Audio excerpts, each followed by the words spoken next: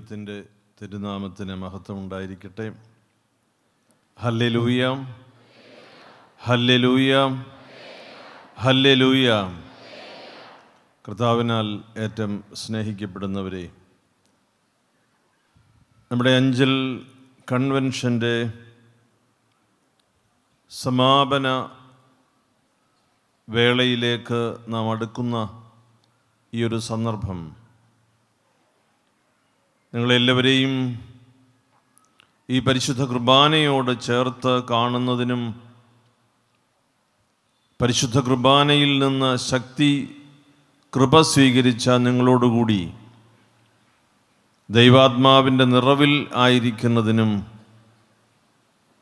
തിരുവചനത്തിൻ്റെ കൃപാപൂർണമായ അനുഗ്രഹവർഷം നിങ്ങളോട് ചേർന്നും നിങ്ങൾക്ക് വേണ്ടിയും പ്രാപിക്കുന്നതിനും ഇടയായി എന്നതിൽ ദൈവത്തെ സ്തുതിക്കുന്നു.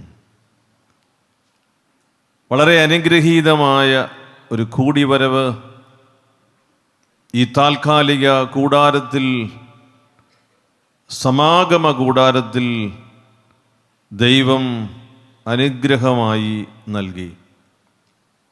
ഓരോ വർഷവും ദൈവവചനത്തിൻ്റെ ആഴപ്പെടൽ അനുഭവത്തിലേക്ക് കൂടുതൽ ഹൃദയങ്ങളെ ചേർത്ത് വയ്ക്കുന്ന അവിടുത്തെ പരിപാലനയ്ക്ക് നന്ദിയും സ്തോത്രവും അർപ്പിക്കുന്നു. നമ്മുടെ സഭയിൽ നിന്ന് പരിശുദ്ധാത്മാവ് പ്രത്യേക പദ്ധതി പ്രകാരവും കൃപാപൂർണമായ അവിടുത്തെ പരിപാലനയുടെയും ഭാഗമായി ലോകമെമ്പാടും സുവിശേഷം അറിയിക്കുന്നതിന് നിയോഗിച്ചിട്ടുള്ള ഒരഭിഷിക്തൻ, നമുക്കെത്രയും വാത്സല്യമുള്ള, നാം എല്ലാവരും സ്നേഹിക്കുന്ന, നാം എല്ലാവരും ഓർത്ത് ദൈവത്തെ മഹത്വപ്പെടുത്തുന്ന ബഹുമാനപ്പെട്ട ദാനിയേൽ പൂർണ്ണത്തിലച്ചനാണ് നമ്മുടെ ഈ വചന ശുശ്രൂഷയിൽ നമ്മെ കർത്താവിനോട് ചേർത്ത് നിർത്തുന്നു എന്നതിൽ നമുക്ക് ദൈവത്തെ സ്തുതിക്കാം. മാറിവാനിയോസ് തിരുമേനിയുടെ അനുഗ്രഹീതമായ ഒരു സഭാ സമൂഹത്തിൽ മാറിവാനിയോസ് തിരുമേനിയുടെ പ്രേക്ഷിത ചൈതന്യം സുവിശേഷത്തിൻ്റെ പ്രഘോഷണമായി ഒരു വൈദികനിലേക്ക് സ്വർഗം അനുഗ്രഹത്തോടെ കൊടുത്തിരിക്കുന്നതിനെ ഓർത്ത് നമ്മുടെ സഭയിൽ ദൈവം ഈ അഭിഷിക്തനിലൂടെ നൽകുന്ന വലിയ അത്ഭുതകരമായ ഇടപെടലിനെ ഓർത്ത് വലതുകരമുയർത്തി നമുക്ക് പറയാം, ഹല്ലേലൂയ, ഹല്ലേലൂയ, ഹല്ലേലൂയ. നമുക്ക് ഇതൊരു സുവിശേഷ പ്രസംഗകനല്ല, നമുക്ക് ഇതൊരു കൺവെൻഷൻ പ്രാസംഗികനല്ല, മറിച്ച് ലോകം മുഴുവൻ സുവിശേഷം അറിയിക്കപ്പെടണം. അന്ന് ഈ പുണ്യപിതാവ് പറഞ്ഞു, ഭാരതത്തിൻ്റെ എല്ലാ മുക്കിലും മൂലയിലും സുവിശേഷം പ്രഘോഷിക്കപ്പെടണം. ഭാരതപ്പുഴയുടെയും പമ്പയാറിൻ്റെയും അതിർത്തി നിശ്ചയിക്കപ്പെട്ടിരുന്ന ഒരു കാലത്ത് മലയാളം മാത്രം സംസാരിക്കുന്ന ആളുകളുടെ ഇടയിലെ ഒരു പ്രാദേശിക സഭാ സമൂഹത്തിൻ്റെ പശ്ചാത്തലത്തിൽ ഈ പുണ്യപിതാവ് പറഞ്ഞു എങ്കിലും പിതാവ് പറഞ്ഞു, ലോകം മുഴുവൻ സുവിശേഷം അറിയിക്കപ്പെടണം, ലോകം മുഴുവൻ കർത്താവിൻ്റെ നാമം പ്രഘോഷിക്കപ്പെടണം.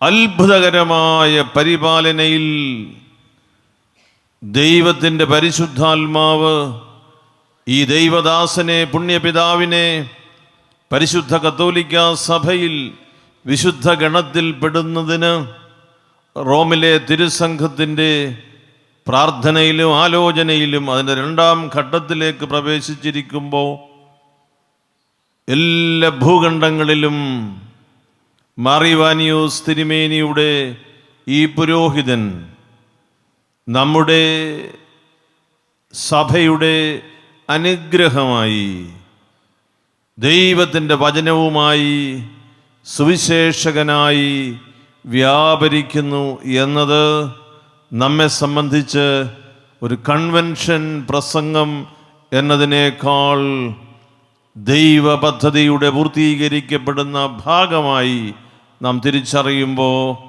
ദൈവത്തെ മഹത്വപ്പെടുത്താൻ നമുക്ക് മതിയായ ആഴമേറിയ ഒരു കാരണമാകുന്നു. ഹല്ലേലൂയാ, ഹല്ലേലൂയാ, ഹല്ലേലൂയാ. ഞാൻ സുവിശേഷം പ്രസംഗിക്കുന്നുവെങ്കിൽ അതിൽ ഒരു വമ്പ് പറയാൻ എനിക്കൊന്നുമില്ല.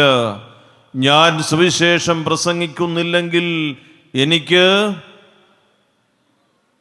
എനിക്ക് ഹാ ദുരിതം, woe to me if I don't preach the gospel. ഞാൻ സുവിശേഷം പ്രസംഗിക്കുന്നില്ലെങ്കിൽ എനിക്ക് മഹാദുരിതം. ദുരിതം എന്നത് സാധാരണ ക്ലേശമല്ലെന്ന് ഓർത്തിരിക്കുക, സാധാരണ കഷ്ടപ്പാടല്ല എന്നോർത്തിരിക്കുക. ദുരിതം എന്നത് കൂടുതൽ വേദനിപ്പിക്കുന്ന അനുഭവമാണ്. സുവിശേഷം പ്രസംഗിക്കുന്നവൻ്റെ പാദങ്ങൾ എത്രയോ സുന്ദരം. ദൈവത്തിൻ്റെ പരിശുദ്ധാത്മാവ് ഈ അഭിഷിക്തനിലൂടെ ഈ സഭ ഏതെല്ലാം ദേശത്തും ഏതെല്ലാം ജനതകളുടെയും ഇടയിൽ സുവിശേഷം അറിയിക്കണം എന്ന് ആഗ്രഹിക്കുന്നുവോ അവിടെയെല്ലാം കടന്നു ചെന്ന് അവിടെയെല്ലാം വിരുദ്ധമായ കാര്യങ്ങളെ അതിജീവിച്ച് പരിശുദ്ധാത്മാവിൻ്റെ കരം പിടിച്ച് പ്രഘോഷിക്കാൻ ദൈവം ഇടയാക്കട്ടെ. കഴിഞ്ഞ ദിവസം എന്നെ വിളിച്ചിട്ട് പറഞ്ഞു, പിതാവേ, എനിക്കൊരു അനുഗ്രഹം തരണം. എനിക്ക് മനസ്സിലാവും അടുത്ത ഒരു സ്ഥലത്തേക്ക് പോകാനാണ്. ആഫ്രിക്കയിലെ റുവാണ്ടയിലേക്ക് പോകണം. അവിടെ ഒരു ധ്യാനം പ്രസംഗിക്കാൻ 5 ദിവസം. അപ്പോൾ എന്ന് തിരിച്ചു വരും? 6-ാം ദിവസം തിരിച്ചു വരും. സൈറ്റ് സീയിങ്ങിനും ചുമ്മാതെ നടക്കാനും സമയമില്ലാത്തത് കൊണ്ട് ഹല്ലേലൂയ, ദൈവത്തിന് സ്തുതി. തിരിച്ചു വന്ന് അടുത്ത സ്ഥലത്ത് ഇതേ കാര്യങ്ങൾ ചെയ്യുന്നതിനാണ്. അറിയപ്പെടാത്ത ദേശത്തും അറിയപ്പെടാത്ത രാജ്യങ്ങളിലും അറിയപ്പെടാത്ത ജനതയുടെ മധ്യത്തിലും നമ്മുടെ ഈ അഭിഷിക്തൻ നമ്മുടെ ഈ അംശവസ്ത്രമണിഞ്ഞ് ബലിപീഠത്തിൻ്റെ മുൻപിലും ത്രോണോസിനോട് ചേർന്നും ദൈവവചനം പ്രഘോഷിക്കുന്നത് അനുഗ്രഹമായി കണ്ട് ഈ അഭിഷിക്തന് വേണ്ടി തുടർന്നും നമുക്ക് പ്രാർത്ഥിക്കാം. നമ്മുടെ ഈ കൺവെൻഷൻ്റെ ഈ മദ്ബഹായിൽ നാം കാണുന്ന നമ്മുടെ കർത്താവ് യേശു മിശിഹായുടെ ഒരു ചിത്രമുണ്ട്. കർത്താവ് തൻ്റെ ശിഷ്യന്മാരെ ബഥാനിയ വരെ കൂട്ടിക്കൊണ്ട് പോയി. അവിടെ വെച്ച് അവൻ അവരെ അനുഗ്രഹിച്ചുകൊണ്ടിരിക്കെ അവൻ അവരിൽ നിന്ന് മറയുകയും സ്വർഗത്തിലേക്ക് സംവഹിക്കപ്പെടുകയും ചെയ്തു.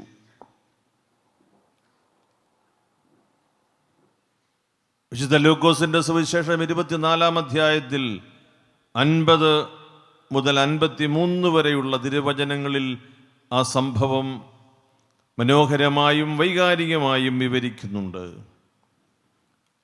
ബഥാനിയ വരെ തൻ്റെ ശിഷ്യന്മാരെ കൂട്ടിക്കൊണ്ട് പോയി അവൻ കൈകൾ ഉയർത്തി അനുഗ്രഹിച്ചുകൊണ്ടിരിക്കെ അവൻ സ്വർഗത്തിലേക്ക് സംവഹിക്കപ്പെട്ടു.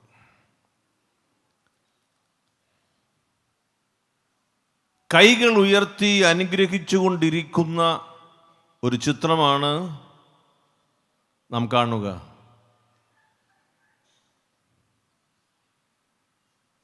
തുടരുന്ന ഒരു പ്രക്രിയയുടെ വിശദീകരണമാണ് ഇവിടെ നൽകുക.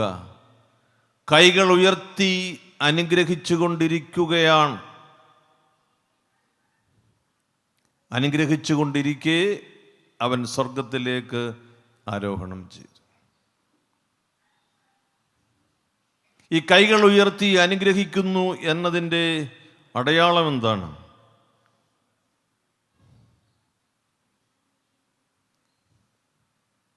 മുറിഞ്ഞു പോകാത്ത അനുഗ്രഹ വർഷം നൽകുന്നു, വിട്ടുപിരിയാത്ത സ്നേഹത്തിൻ്റെ അടയാളം നൽകുന്നു. പിൻവലിക്കാത്ത ഈ കൈ അനന്തമായ കാരുണ്യത്തെ വെളിപ്പെടുത്തുന്നു, പൂർണ്ണമായ സംരക്ഷണത്തെ നമുക്ക് ബോധ്യപ്പെടുത്തുന്നു. അവിടുത്തെ കൈ പിൻവലിച്ചിട്ടില്ല. അനുഗ്രഹിച്ചുകൊണ്ടിരിക്കെയാണ് അവൻ സ്വർഗത്തിലേക്ക് ആരോഹണം ചെയ്തതെന്ന് സുവിശേഷം രേഖപ്പെടുത്തുന്നു. കൈകൾ ഉയർത്തി അനുഗ്രഹിച്ചുകൊണ്ടിരിക്കെ എന്ന് വെച്ചാൽ നിരന്തരമായി എന്നുമെന്നും ഇടവിടാതെ നമ്മെ അനുഗ്രഹിച്ചു കൊണ്ടിരിക്കുന്ന ദൈവത്തിൻ്റെ പുത്രൻ. രക്ഷയെക്കുറിച്ച് അച്ഛൻ നിങ്ങളോട് പങ്കുവെച്ച് കാണും എന്ന് ഞാൻ വിചാരിക്കുന്നു.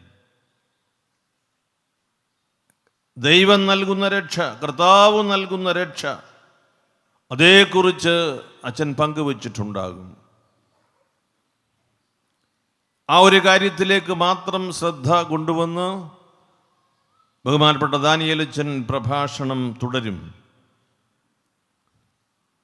കൈകൾ ഉയർത്തി അനുഗ്രഹിച്ചു കൊണ്ടിരിക്കുന്ന നമ്മുടെ കർത്താവ് നമുക്ക് നൽകുന്ന വലിയ ഒരു ഗ്യാരണ്ടി, പിൻവലിക്കാത്ത വാഗ്ദാനം.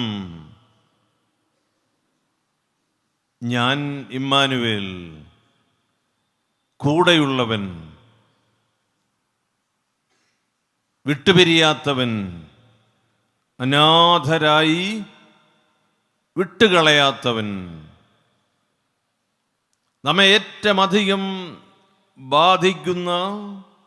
ബാധിക്കാനിടയുണ്ടെന്ന് തിരിച്ചറിയുവാൻ സാധിക്കുന്ന ഒരു ഘടകം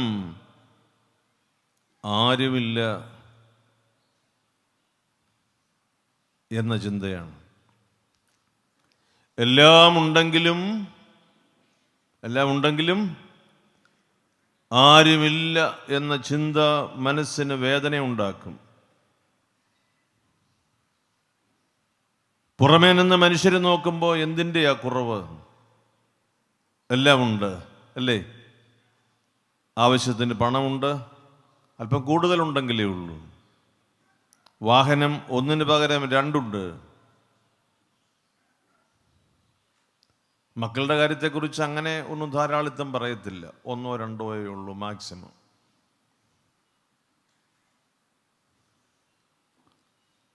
ബാക്കിയുള്ള ഭൗതികമായ കാര്യങ്ങളെല്ലാം ആവശ്യത്തിലേറെയുണ്ട്, ആവശ്യത്തിനുണ്ടെന്ന് ഉറപ്പുവരുത്തുന്നുമുണ്ട്. എങ്കിലും അങ്ങനെ ഇരിക്കുമ്പോൾ കൂടെ ഈ ചോദ്യം ആരും മനസ്സിലാക്കുന്നില്ലല്ലോ, ആരും സഹായിക്കുന്നില്ലല്ലോ.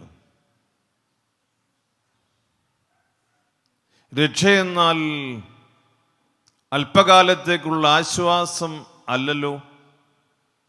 രക്ഷയെന്നാൽ എന്താണ്? ദൈവസന്നിധിയിൽ കയറി ചെല്ലാനുള്ള സ്വാതന്ത്ര്യമാണ് രക്ഷ. എല്ലാ ബന്ധനങ്ങളിൽ നിന്നുമുള്ള വിമോചനം, വിടുതൽ, ദൈവത്തിൻ്റെ പക്കലേക്ക് അനായാസേന കയറി ചെല്ലാനുള്ള ദൈവമക്കൾക്കടുത്ത സ്വാതന്ത്ര്യം. കൈ ഉയർത്തി പറഞ്ഞേ ഹല്ലേലൂയ, ഹല്ലേലൂയ, ഹല്ലേലൂയ. സാമ്പത്തികമായി ചില കെടുതികളിൽ നിന്ന് രക്ഷിക്കാൻ അല്പകാലത്തേക്ക് ചില ആളുകൾക്കും ചില പ്രസ്ഥാനത്തിനും ചില ബാങ്കുകൾക്കും സഹായം നൽകാൻ കഴിയും. നിന്റെ ആത്മാവിനെ രക്ഷിക്കാൻ ഈ ലോകത്തിൽ ഒരു ശക്തിക്കും സാധ്യമല്ല, നിന്റെ ദൈവത്തിന് മാത്രം കഴിയുന്നത്.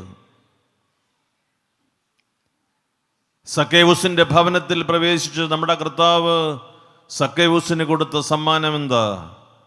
സക്കേവൂസ് കർത്താവിൻ്റെ സാന്നിധ്യത്തിൽ മനസ്സങ്ങോട്ട് തുറന്നു. എന്തു പറഞ്ഞു? സക്കൈവൂസ് ഞരങ്ങിയില്ല, മറുപടിയാണ് പറഞ്ഞത്. എന്താ പറഞ്ഞേ? സക്കൈവൂസ് പറഞ്ഞോ, എൻ്റെ ദൈവമേ,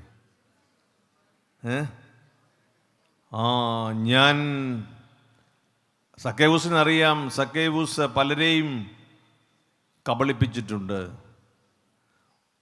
സക്കൈവൂസ് ഇരട്ടിയായി സമ്മർദ്ദം ചെലുത്തി വാങ്ങിച്ചിട്ടുണ്ട് പണം. കർത്താവിൻ്റെ തിരുസാന്നിധ്യത്തിൽ മാനസാന്തരപ്പെട്ട സക്കൈവൂസ് എഴുന്നേറ്റ് നിന്ന് പറഞ്ഞു, എൻ്റെ സ്വത്തുക്കളിൽ പകുതി ഞാൻ ദരിദ്രർക്ക് കൊടുക്കുന്നു. ഇരട്ടി അപഹരിച്ചെടുത്തവൻ പകുതി കൊടുക്കുന്നത് പകുതി ന്യായമേ ആയിട്ടുള്ളൂ. അതിനുശേഷം പറയുന്നു, 4 ഇരട്ടിയായി ഞാനെല്ലാം തിരിച്ചു കൊടുക്കുന്നു. കർത്താവ് പറഞ്ഞ മറുപടി നാം ശ്രദ്ധിക്കണം. എന്ത്? ഇന്ന് ഈ ഭവനത്തിന് രക്ഷ കൈവന്നിരിക്കുന്നു. ദൈവത്തിൻ്റെ തിരുസന്നിധിയിൽ കയറി ചെല്ലാൻ സക്കേവൂസിന് ആകെ ഉണ്ടായിരുന്ന തടസ്സമെന്നതുപോലെ നിൽക്കുന്ന ഈ പാപം, ഈ ബന്ധനം, കർത്താവ് ആ ഭവനത്തിൽ ചെന്നപ്പോൾ അഴിഞ്ഞു വീഴുകയാണ്. ബന്ധനത്തിൽ നിന്ന് സ്വതന്ത്രനാക്കുകയാണ്. സ്വതന്ത്രമായി ദൈവസന്നിധിയിൽ പ്രവേശിക്കാനുള്ള ഹൃദയ നൈർമല്യത്തിലായിത്തീർന്ന സക്കേവൂസിനോട് കർത്താവ് പറഞ്ഞു, ഇന്ന് ഈ ഭവനത്തിന് രക്ഷ കൈവന്നിരിക്കുന്നു. രക്ഷ എന്താണെന്ന് ഹൃദയം കൊണ്ട് നാം മനസ്സിലാക്കണം. ദൈവത്തിൻ്റെ സന്നിധിയിൽ അനായാസേന കയറി ചെല്ലാവുന്ന ദൈവമക്കൾക്കടുത്ത സ്വാതന്ത്ര്യം.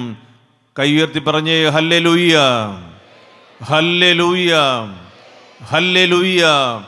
അടിസ്ഥാനപരമായ ഈ സത്യം, അടിസ്ഥാനപരമായ ഈ വെളിപ്പെടുത്തൽ, അടിസ്ഥാനപരമായ ഈ സുവിശേഷ മർമ്മം നാം ഗ്രഹിക്കാതെ പോകരുത് മക്കളെ. ധനത്തിൻ്റെ സാമ്പത്തികമായ ക്ലേശങ്ങളിൽ നിന്ന് നമുക്ക് ചിലപ്പോൾ വിടുതലാവശ്യമുണ്ട്, ചിലപ്പോൾ അത് സാധിക്കും. മറ്റു ചില കാര്യങ്ങളിലെ വിടുതലാവശ്യമുണ്ട്, ചിലർ സഹായിച്ചെന്നിരിക്കും. നിന്നെ ബന്ധിച്ചിട്ടിരിക്കുന്ന പാപത്തിൽ നിന്ന് നിന്നെ രക്ഷിക്കാൻ ആർക്ക് കഴിയും? നിന്റെ ദൈവത്തിന് മാത്രമേ കഴിയൂ. അതാണ് രക്ഷ. God saves U.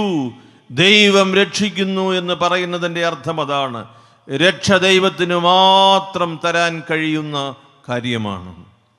അനുഗ്രഹിച്ചു കൊണ്ടിരിക്കെ അവൻ സ്വർഗത്തിലേക്ക് ആരോഹണം ചെയ്തു.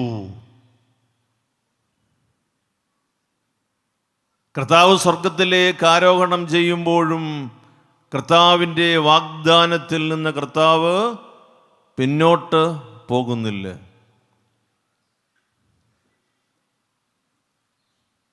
ഒരു നിമിഷത്തേക്കുള്ള ഒരു അനുഗ്രഹം കൊടുത്തിട്ട് കർത്താവ് പിൻവാങ്ങുകയല്ല. He has not forgotten his promise. I shall be with you till the end of ages. യുഗാന്ത്യത്തോളം ഞാൻ കൂടെയിരിക്കും. നിങ്ങൾ ദൈവത്തിൽ വിശ്വസിക്കുവിൻ, എന്നിലും വിശ്വസിക്കുവിൻ. നിങ്ങളുടെ ഹൃദയം അസ്വസ്ഥമാകേണ്ട, ഞാൻ നിങ്ങളെ അനാഥരായി വിടുകയില്ല. ആരുണ്ടെനിക്ക് എന്ന ചോദ്യത്തിന് കൈകൾ ഉയർത്തി അനുഗ്രഹിച്ചു കൊണ്ടിരിക്കുന്ന നമ്മുടെ കർത്താവ് പറയുന്നു, believe me, I am with you till the end of ages. എന്നിൽ വിശ്വസിക്കുക, ഞാൻ നിന്നോടുകൂടെ യുഗാന്ത്യം വരെയുണ്ട്. മനുഷ്യനോട് ദൈവം ഇങ്ങനെ ശപഥമായി പറയുന്നതിന് മനുഷ്യൻ്റെ എന്തെങ്കിലും മഹത്വം കണ്ടിട്ടാണോ? മനുഷ്യൻ്റെ മുമ്പിൽ ദൈവം ദുർബലനായി നിൽക്കുന്നത് പോലെ ഇങ്ങനെ പറയുന്നത് മനുഷ്യൻ്റെ എന്തെങ്കിലും ഒരു പ്രത്യേക ആവശ്യം എന്നതിനപ്പുറത്ത് ഒരു വലിയ ഘടകത്തെ കണ്ടുകൊണ്ടാണോ? അല്ല, അവനിൽ നിക്ഷേപിച്ചിരിക്കുന്ന ദൈവത്തിൻ്റെ ഛായയും സാദൃശ്യവും മാനിക്കുന്ന സൃഷ്ടാവ് പറയുന്നു, ഞാൻ നിന്റെ കൂടെയുണ്ട്. രക്ഷയതാണ്. ഈ സന്ധ്യയിൽ ഈ രക്ഷയുടെ അനുഭവത്തിൽ പരിശുദ്ധാത്മാവ് നിങ്ങളെ ഓരോരുത്തരെയും സ്ഥിരീകരിക്കട്ടെ. ഭൗതികമായതോ ആരോഗ്യപരമായ സൗഖ്യവുമായി ബന്ധപ്പെട്ടോ നിങ്ങൾക്ക് ലഭിക്കുന്ന അനുഗ്രഹത്തെക്കുറിച്ച് നന്ദിയുള്ളവരായിരിക്കുക. എന്നാൽ മനസ്സുകൊണ്ട് ആഴത്തിൽ ആഗ്രഹിക്കേണ്ടുന്നത്, എനിക്ക് ദൈവത്തിൻ്റെ സന്നിധിയിൽ തടസ്സമില്ലാതെ കയറി ചെല്ലുന്നതിനുള്ള ദൈവമക്കളുടെ സ്വാതന്ത്ര്യമാണ്. പ്രിയപ്പെട്ടവരെ, അത് നൽകാൻ ദൈവത്തിന് മാത്രമേ കഴിയൂ.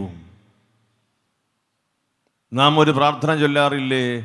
ആര് സഹായിക്കും, ആര് തുണയ്ക്കും? ജീവൻ പോയാൽ പിന്നെ അറിയത്തില്ലയോ? ആര് സഹായിക്കും, ലോകം തുണയ്ക്കുമോ? ജീവൻ പോയാൽ പിന്നെ ഭൂതലേ ആരുള്ളൂ. ആ പാട്ടൊക്കെ പാടുന്നത് കേൾക്കുന്നത് തന്നെ ഇഷ്ടമില്ല എന്നെനിക്കറിയാം. സത്യം വല്ലപ്പോഴും കേട്ടിരിക്കുന്നത് നല്ലതാണ്. ആരും സഹായിക്കാനില്ല ആ സമയത്ത്, ഈ ലോകത്തിൽ ആരുമില്ല. ശ്വാസം പോയി കഴിഞ്ഞാൽ ഒരാൾ മാത്രമേ ഉള്ളൂ. ജീവൻ്റെ മേലും മരണത്തിൻ്റെ മേലും അധികാരമുള്ള ഡോക്ടറല്ല ദൈവം. ജീവൻ്റെ മേലും മരണത്തിൻ്റെ മേലും അധികാരമുള്ള ദൈവം, അവൻ മാത്രമേ തുണയ്ക്കാനായി ഉള്ളൂ.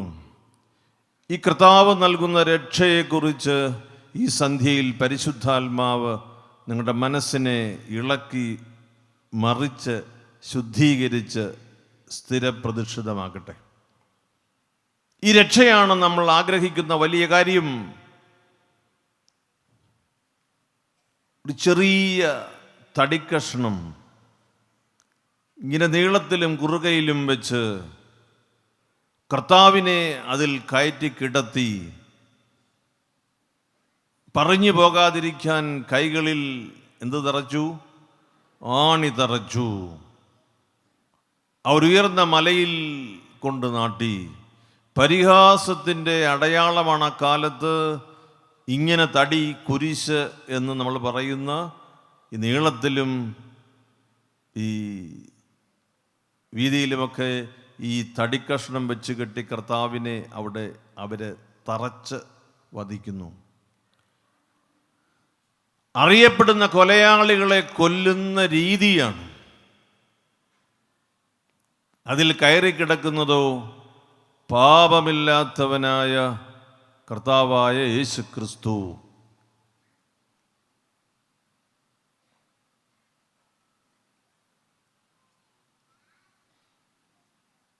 നാം ദുഃഖവെള്ളിയാഴ്ച ഒരു കുരിശിൻ തടിയുടെ മുമ്പിൽ ഇതേ നീളത്തിലും ഇതേ വീതിയിലുമുള്ള ചെറിയ തടിക്കഷ്ണത്തിൻ്റെ ചെറുരൂപത്തിൻ്റെ മുമ്പിൽ സാഷ്ടാംഗം പ്രണമിച്ച് ചുംബിച്ച് നമ്മളൊന്ന് പ്രാർത്ഥിക്കും. എന്താണ്? ഞങ്ങൾക്കതിനാലെ രക്ഷയുണ്ടായി എന്ന ആ സ്ലീബായെ ഞങ്ങൾ കുമ്പിടുന്നു. പരിഹാസത്തിൻ്റെ തടിക്കഷ്ണത്തിൽ കർത്താവിനെ കുരിശിലേറ്റി അന്ന് അവർ സംതൃപ്തിയോടെ പിരിഞ്ഞുപോയെങ്കിൽ നമ്മുടെ രക്ഷയുടെ അടയാളമായി സ്വർഗം ഈ അടയാളത്തെ, പ്രതീകത്തെ രൂപാന്തരപ്പെടുത്തി. അതുവരെ കൊലയാളികൾക്ക് ജീവൻ കൊടുക്കുന്നതിനുള്ള അടയാളവും പരിഹാസ പ്രതീകവുമായിരുന്നത് രക്ഷയുടെ അടയാളമായി സ്വർഗം പരിവർത്തനം ചെയ്തു. മലങ്കര സഭയിലെ ദുഃഖവെള്ളിയാഴ്ച ആരാധനയിൽ ഈ കുരിശിൻ്റെ മുൻപിൽ സാഷ്ടാംഗം പ്രണമിച്ച് നമ്മുടെ ബുദ്ധിയെല്ലാം കയറിയിരിക്കുന്ന ശിരസ് ഈ സ്ലീബായുടെ ഏറ്റവും ഒടുവിൽ പാദത്തിങ്കൽ ചുംബിച്ച് നമ്മൾ പറയും, ഞങ്ങൾക്ക് രക്ഷയുണ്ടായത് ഈ സ്ലീബ വഴിയാണ്. അത്ഭുതകരമായ പരിവർത്തനമാണ്. നമ്മുടെ വിശ്വാസത്തിൻ്റെ വലിയ ഇഴയടുപ്പത്തിലേക്ക് ഈ സന്ധ്യയിൽ പരിശുദ്ധാത്മാവ് നിങ്ങളെ നയിക്കട്ടെ. കർത്താവ് ഈ രക്ഷ പ്രദാനം ചെയ്യുന്നത് സ്വർഗസ്ഥനായ പിതാവ് അയച്ചതിൻ്റെ പേരിലാണ്. അതുകൂടി ഓർത്ത് നമുക്ക് പ്രഭാഷണത്തിലേക്ക് പ്രവേശിക്കാം. യേശു തമ്പുരാൻ ഇത് വെളിപ്പെടുത്തുന്ന യോഹന്നാന്റെ സുവിശേഷത്തിൻ്റെ 12-ാം അധ്യായത്തിലാണ്. 44 മുതലുള്ള വാക്യങ്ങളിൽ അത് വിശദമായി ഇങ്ങനെ അറിയിക്കുന്നു: എന്നിൽ വിശ്വസിക്കുന്നവൻ എന്നിലല്ല, എന്നെ അയച്ചവനിലാണ് വിശ്വസിക്കുന്നത്. എന്നെ കാണുന്നവൻ എന്നെ അയച്ചവനെ കാണുന്നു. സ്വർഗസ്ഥ പിതാവിൻ്റെ നിയോഗപ്രകാരം രക്ഷയെക്കുറിച്ച് നമ്മെ അറിയിക്കുവാൻ അവിടുത്തെ നിയോഗപ്രകാരം വന്ന നമ്മുടെ കർത്താവ്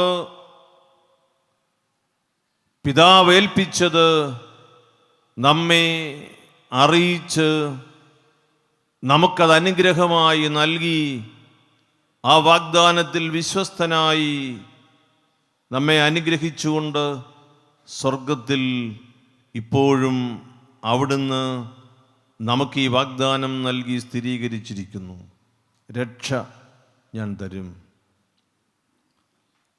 നിങ്ങളെ രക്ഷിക്കും.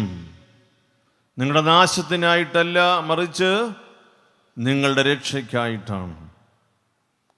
സൗഖ്യത്തിനെന്നല്ല പറഞ്ഞത്, നിങ്ങളുടെ ഉപകാരത്തിനെന്നല്ല പറഞ്ഞത്, നിങ്ങളുടെ അല്പകാലത്തെ നന്മയ്ക്ക് എന്നല്ല പറഞ്ഞത്, മറിച്ച് പറഞ്ഞത് എന്താ? നിങ്ങളുടെ രക്ഷയ്ക്ക്. എന്നും എല്ലാ കാലത്തും എല്ലാ പ്രാകാരണയുമുള്ള എല്ലാ നന്മയും ചേർത്തുള്ള പദം രക്ഷയാണ്. ദൈവത്തിൻ്റെ പക്കൽ പ്രവേശിക്കുന്നതിനുള്ള ദൈവമക്കളുടെ സ്വാതന്ത്ര്യം. ഈ സന്ധ്യയിൽ പരിശുദ്ധാത്മാവ് നിങ്ങളെ അതിനായി രൂപാന്തരപ്പെടുത്തട്ടെ എന്ന് പ്രാർത്ഥിക്കുന്നു. അനുഗ്രഹീതമായ ഒരു സുവിശേഷ ജീവിത അനുഭവം ദൈവം നിങ്ങൾക്ക് നൽകട്ടെ. നമ്മുടെ ഈ 3 ദിവസങ്ങളിലെ ഒരു ജീവിതം മാത്രമല്ല, ഈ 3 ദിവസങ്ങളിൽ നമ്മെ പിടിച്ച് സ്പർശിച്ച ഈ ദൈവവചനത്തിൻ്റെ അനുഭവം നമ്മെ ക്രിസ്തീയ ജീവിതത്തിൻ്റെ സ്ഥിരീകരിക്കപ്പെട്ട അനുഭവ തലത്തിലേക്ക് കൊണ്ടുപോകണം. 24 മണിക്കൂറിനപ്പുറത്തേക്ക് നീളുന്ന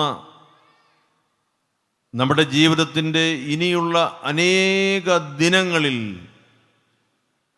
ഈ രക്ഷയുടെ അനുഭവം നമ്മെ സ്ഥിരീകരിക്കട്ടെ. നമ്മുടെ ഈ താൽക്കാലിക കൂടാരത്തിലേക്ക് നോക്കുമ്പോൾ ദൈവത്തിൻ്റെ പരിശുദ്ധാത്മാവ് കൂട്ടിച്ചേർത്ത് വരുന്നവരുടെ ഹൃദയത്തിൻ്റെ നൈർമല്യവും കൂട്ടിച്ചേർത്ത് വരുന്നവരുടെ ഗണവും കർത്താവ് സംപ്രീതനായി ഇടപെടുന്നതിൻ്റെ വലിയ അടയാളങ്ങളും സന്തോഷപൂർവ്വം ഞാൻ മനസ്സിലാക്കുന്നു. ദൈവവചനത്തോടുള്ള രക്ഷ പ്രാപിക്കുന്നതിനെക്കുറിച്ചുള്ള വലിയ താല്പര്യവും ഹൃദയത്തിൻ്റെ സന്തോഷവും വർദ്ധമാനമാകുന്നത് ഒരു സഭാ സമൂഹത്തിൻ്റെ വലിയ ഐഡൻറ്റിറ്റി സിംബലാണ്.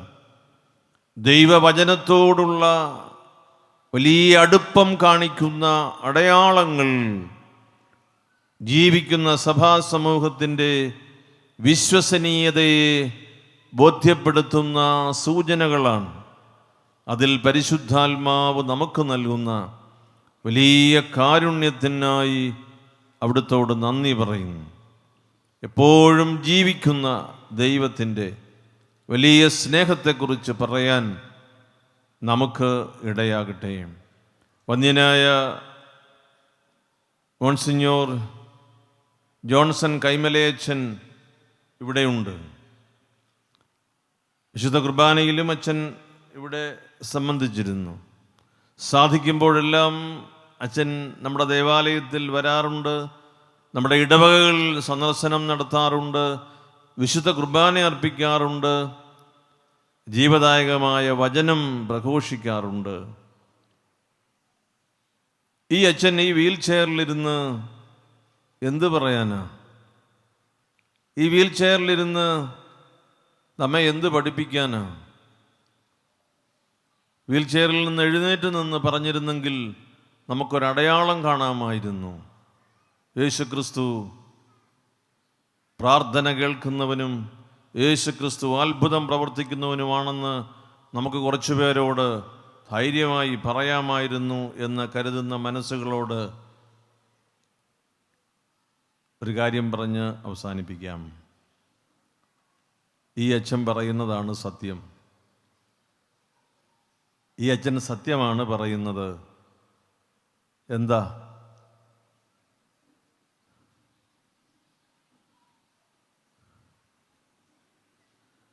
കഷ്ടപ്പാടിൻ കാലങ്ങളിൽ രക്ഷിക്കുന്ന സ്നേഹമോർത്താൽ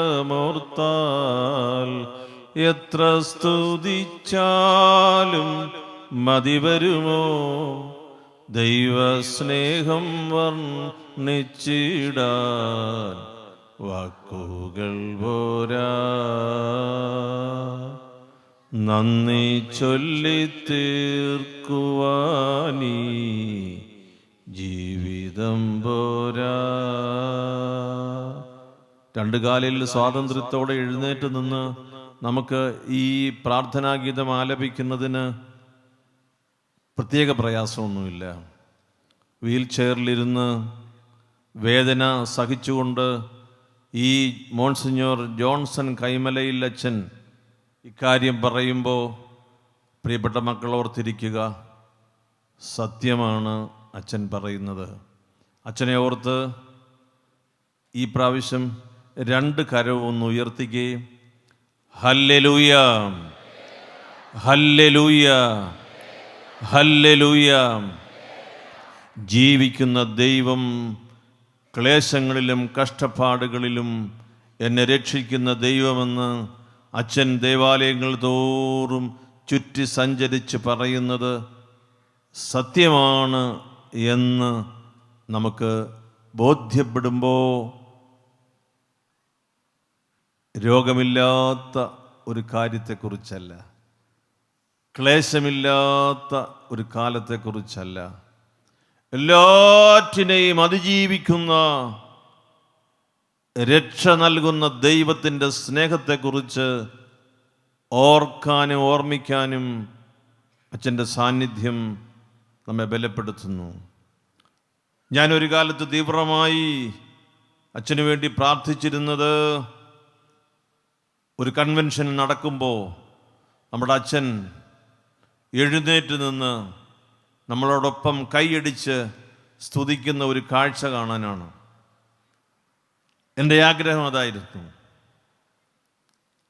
എന്നാൽ അനുഭവങ്ങളിലൂടെ ദൈവവചനത്തിൻ്റെ അഭിഷേകത്തിലൂടെ കടന്നു പോയപ്പോൾ ഞാനിന്ന് പ്രാർത്ഥിക്കുന്നത് രക്ഷിക്കുന്ന ദൈവത്തെക്കുറിച്ച് നമ്മുടെ ജോൺസൺ അച്ഛൻ മനസ്സുമടുക്കാതെ ദൈവം ആഗ്രഹിക്കുന്ന ഇരിപ്പിടത്തിലിരുന്ന് അനേകരോട് സംസാരിക്കണമെന്നും ആ ഇരിപ്പിടത്തിലിരുന്ന് ഈ കുർബാന അനുഗ്രഹവും സമാധാനവും ബലിയും സ്തോത്രവുമാകുന്നു എന്നും തൻ്റെ കരുണയാൽ ലോകത്തെ മെനഞ്ഞുണ്ടാക്കിയ പിതാവാം ദൈവം നമ്മോടുകൂടെ അവിടുത്തെ വിലയേറിയ പീഡാനുഭവങ്ങളാൽ നമ്മെ വീണ്ടെടുത്ത പരിശുദ്ധനായ പുത്രൻ നമ്മോടുകൂടെ ഉണ്ടായതും ഉള്ളതും ഉണ്ടാകുവാനിരിക്കുന്നതുമായ സകലവും പൂർത്തിയാക്കി തികയ്ക്കുന്ന ജീവനുള്ള ഏക പരിശുദ്ധ റൂഹ നമ്മോടുകൂടെ എന്ന് ഈ അച്ഛൻ്റെ നാവിൽ നിന്ന് ദൈവജനം കേട്ട് ദൈവത്തെ മഹത്വപ്പെടുത്തുക എന്ന അഭിഷേകത്തിലാണ് ഞാൻ ഇപ്പോൾ ജീവിക്കുക.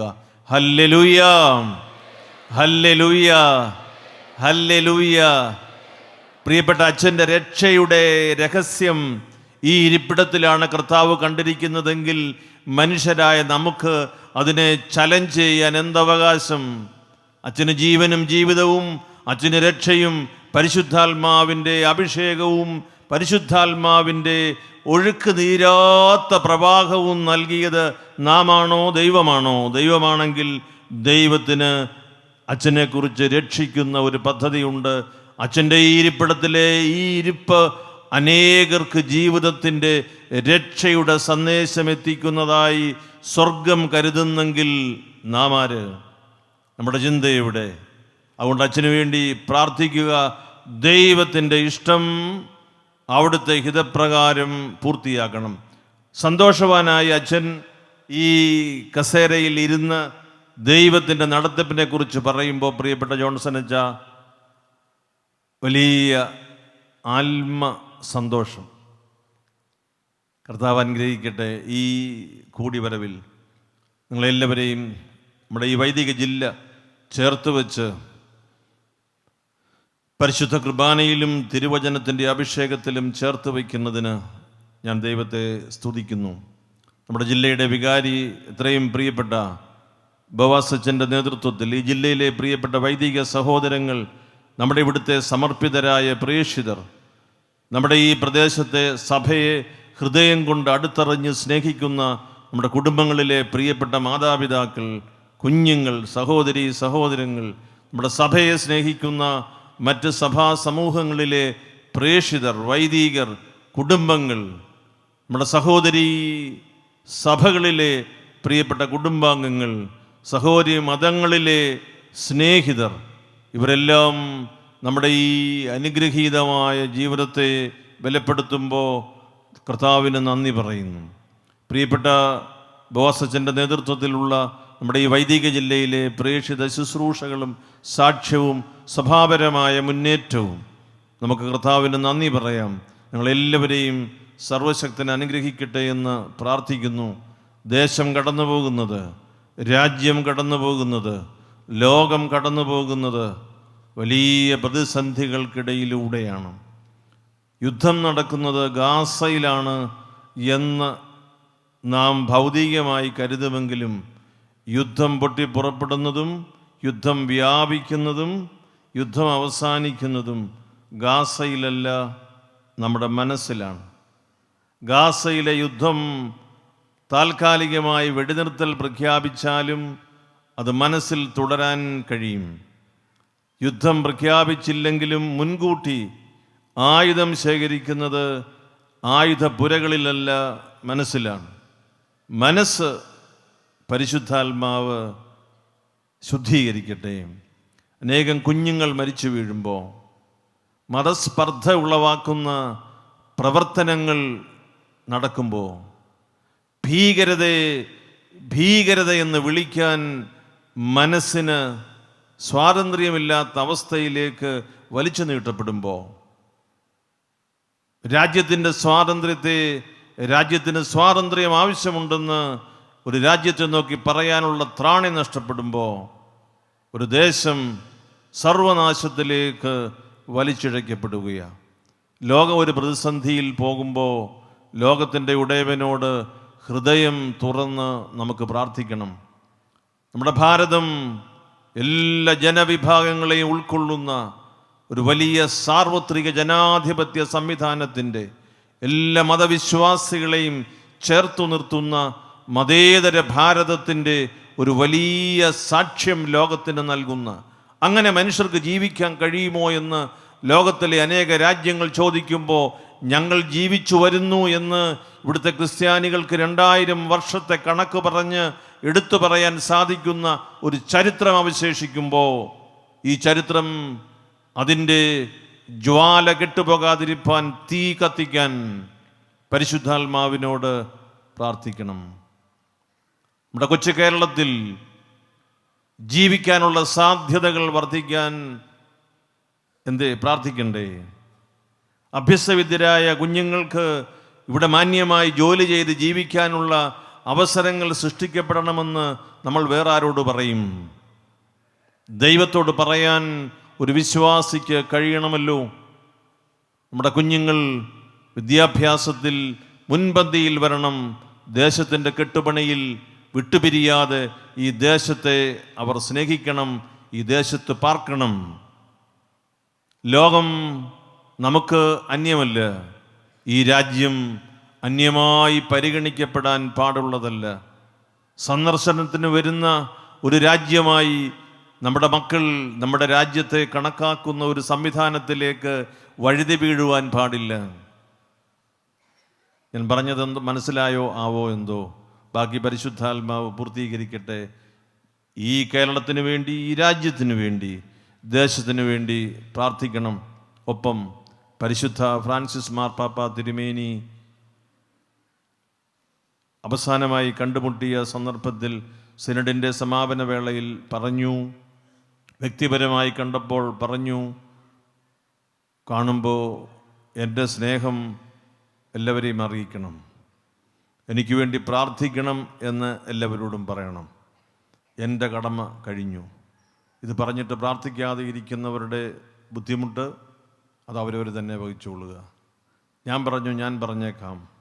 പരിശുദ്ധ പിതാവിന് വേണ്ടി പ്രാർത്ഥിക്കണം. ലോകത്തിൻ്റെ സമാധാനത്തിന് വേണ്ടി 87-ാം വയസ്സിലേക്ക് പ്രവേശിക്കുന്ന വയോധികനായ എന്നാൽ പത്രോസിൻ്റെ പിൻഗാമിയായ ഈ പരിശുദ്ധ പിതാവിലൂടെ സഭയുടെ സാർവത്രികമായ സമാധാന ശുശ്രൂഷകൾ ഏറ്റവും അനുഗ്രഹീതമായി നടക്കുന്നതിന് പരിശുദ്ധ പിതാവിന് വേണ്ടി പ്രാർത്ഥിക്കണം.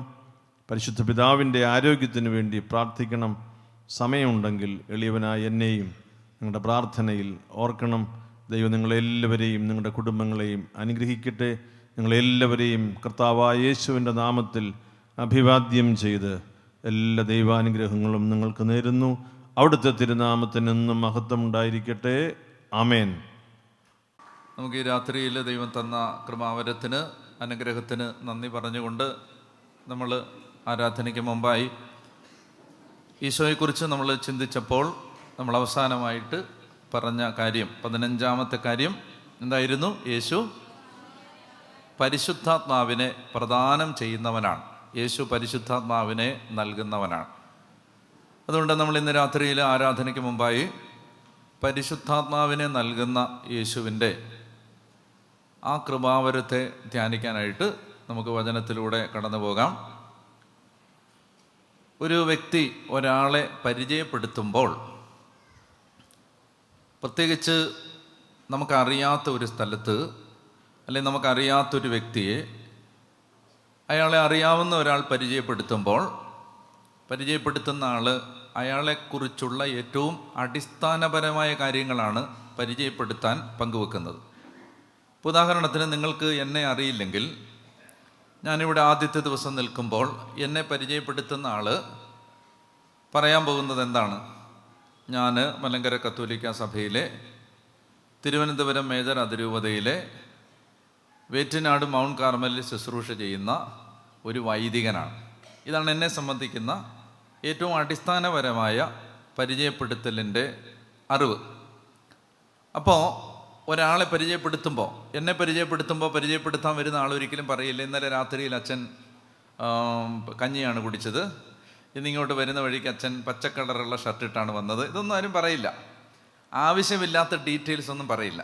പരിചയപ്പെടുത്തുമ്പോൾ ഒരാളുടെ എസെൻഷ്യൽ, ഒരാളുടെ ഫണ്ടമെൻ്റൽ, ഒരാളുടെ ഏറ്റവും അടിസ്ഥാനപരമായ കാര്യം എന്താണ്? അതാണ് പരിചയപ്പെടുത്തുന്നത്. പറഞ്ഞേ ഹല്ലേലൂയ.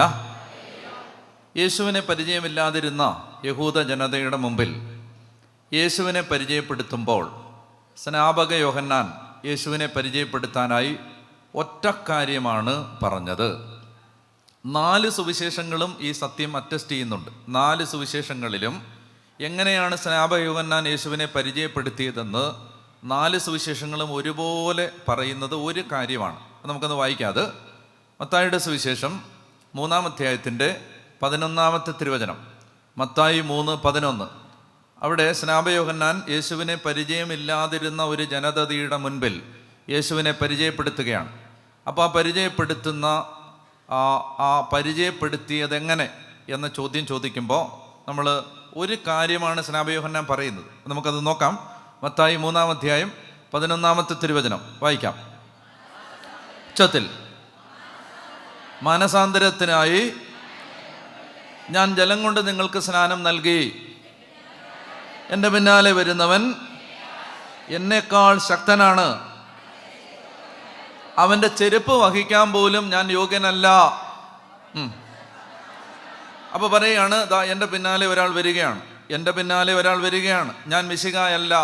യോഹന്നാന്റെ സുവിശേഷത്തിൽ സ്നാപക യോഹന്നാൻ അസന്ദിഗ്ധമായി പ്രഖ്യാപിച്ചു, ഞാൻ ക്രിസ്തു അല്ല.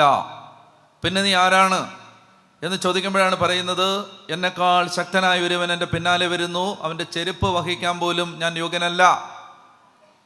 അവൻ എന്താണ് ചെയ്യാൻ പോകുന്നത്? വായിക്കൂ. അവൻ പരിശുദ്ധാത്മാവിനാലും അഗ്നിയാലും നിങ്ങളെ സ്നാനപ്പെടുത്തും. He will baptise you with the holy spirit and the fire. അവൻ പരിശുദ്ധാത്മാവിനാലും അഗ്നിയാലും നിങ്ങളെ സ്നാനപ്പെടുത്തും. അതുകൊണ്ട് യേശുവിൻ്റെ അടിസ്ഥാന ദൗത്യമായി യേശുവിനെ പരിചയപ്പെടുത്താൻ സ്വർഗം നിയോഗിച്ച് അഭിഷേകം ചെയ്തയച്ച സ്നാപക യോഹന്നാൻ യഹൂദ ജനതയുടെ മുമ്പിൽ വിളിച്ചു പറയുന്നത്, he is the one who will baptise you with the holy spirit and the fire. പരിശുദ്ധാത്മാവിനാലും അഗ്നിയാലും നിങ്ങളെ സ്നാനപ്പെടുത്തുന്നവനാണ് യേശു. അപ്പോൾ യേശുവിൻ്റെ ഏറ്റവും പ്രധാനപ്പെട്ട ദൗത്യമായി യേശുവിനെ പരിചയപ്പെടുത്താൻ ദൈവം നിയോഗിച്ച വ്യക്തി പറഞ്ഞത് എന്താണ്? യേശു എന്ത് ചെയ്യാൻ പോവാണ്? പരിശുദ്ധാത്മാവിനാലും അഗ്നിയാലും നമ്മളെ സ്നാനപ്പെടുത്തും. ബാപ്റ്റൈസ്, ബപ്തിസ്മ എന്ന് പറയുന്ന ഒരു ഗ്രീക്ക് വാക്കാണ് സുവിശേഷങ്ങളിൽ ഉപയോഗിച്ചിരിക്കുന്നത്. ആ വാക്കെന്ന് പറഞ്ഞ് ബപ്തിസ്മ. പറ, ബപ്തിസ്മ. അതിൽ നിന്നാണ് ബാപ്റ്റിസം എന്ന് പറയുന്ന വാക്ക് വന്നത്. ബാപ്റ്റിസം ഏത് വാക്കിൽ നിന്നാണ് വരുന്നത്? ബപ്തിസ്മ. ഈ രാജാവ് കിങ് ജെയിംസിൻ്റെ കാലത്താണ് ഇംഗ്ലീഷിലേക്ക് പിന്നെ ബൈബിൾ ട്രാൻസ്ലേറ്റ് ചെയ്യപ്പെട്ടത്. അപ്പോൾ കിങ് ജെയിംസിൻ്റെ വേർഷൻ, ആ കാലത്ത് ഈ ബൈബിൾ ആദ്യമായി ഇംഗ്ലീഷിലേക്ക് ട്രാൻസ്ലേറ്റ് ചെയ്യപ്പെട്ടപ്പോൾ ഇവർ ഈ വാക്കിന് പകരം വെക്കാൻ വേറൊരു വാക്ക് കണ്ടെത്താൻ പറ്റാത്തത് കൊണ്ട് അവർ ആ വാക്ക് തന്നെ ഉപയോഗിച്ചു. അങ്ങനെയാണ് ബാപ്റ്റിസം എന്ന വാക്ക് ഇംഗ്ലീഷ് ഭാഷയിലേക്ക് വന്നത്. ബാപ്റ്റിസം, അത് ബപ്തിസ്മ എന്ന് പറയുന്ന ഇംഗ്ലീഷ് ഗ്രീക്ക് വാക്കിൽ നിന്നാണ് വരുന്നത്, ബാപ്റ്റിസം. അപ്പോൾ ഈ ഗ്രീക്കുകാർക്ക്, അല്ലെങ്കിൽ യേശുവിൻ്റെ കാലത്തുള്ള അരമായ ഭാഷ സംസാരിക്കുന്നവർക്കും അല്ലെങ്കിൽ ഹെബ്രായ ഭാഷ സംസാരിക്കുന്നവർക്കും ഗ്രീക്ക് ഭാഷ സംസാരിക്കുന്നവർക്കും ഈ വാക്ക് കേട്ടാൽ മനസ്സിലാകുമായിരുന്നു. എന്നാൽ ഇംഗ്ലീഷുകാർക്ക് ഈ വാക്ക് കേട്ടാൽ പെട്ടെന്ന് മനസ്സിലാവില്ല. അപ്പോൾ ഈ വാക്ക് ഇതാണ്. എന്താണ്? ബപ്തിസ്മ. വാക്കെന്ന് പറഞ്ഞേ.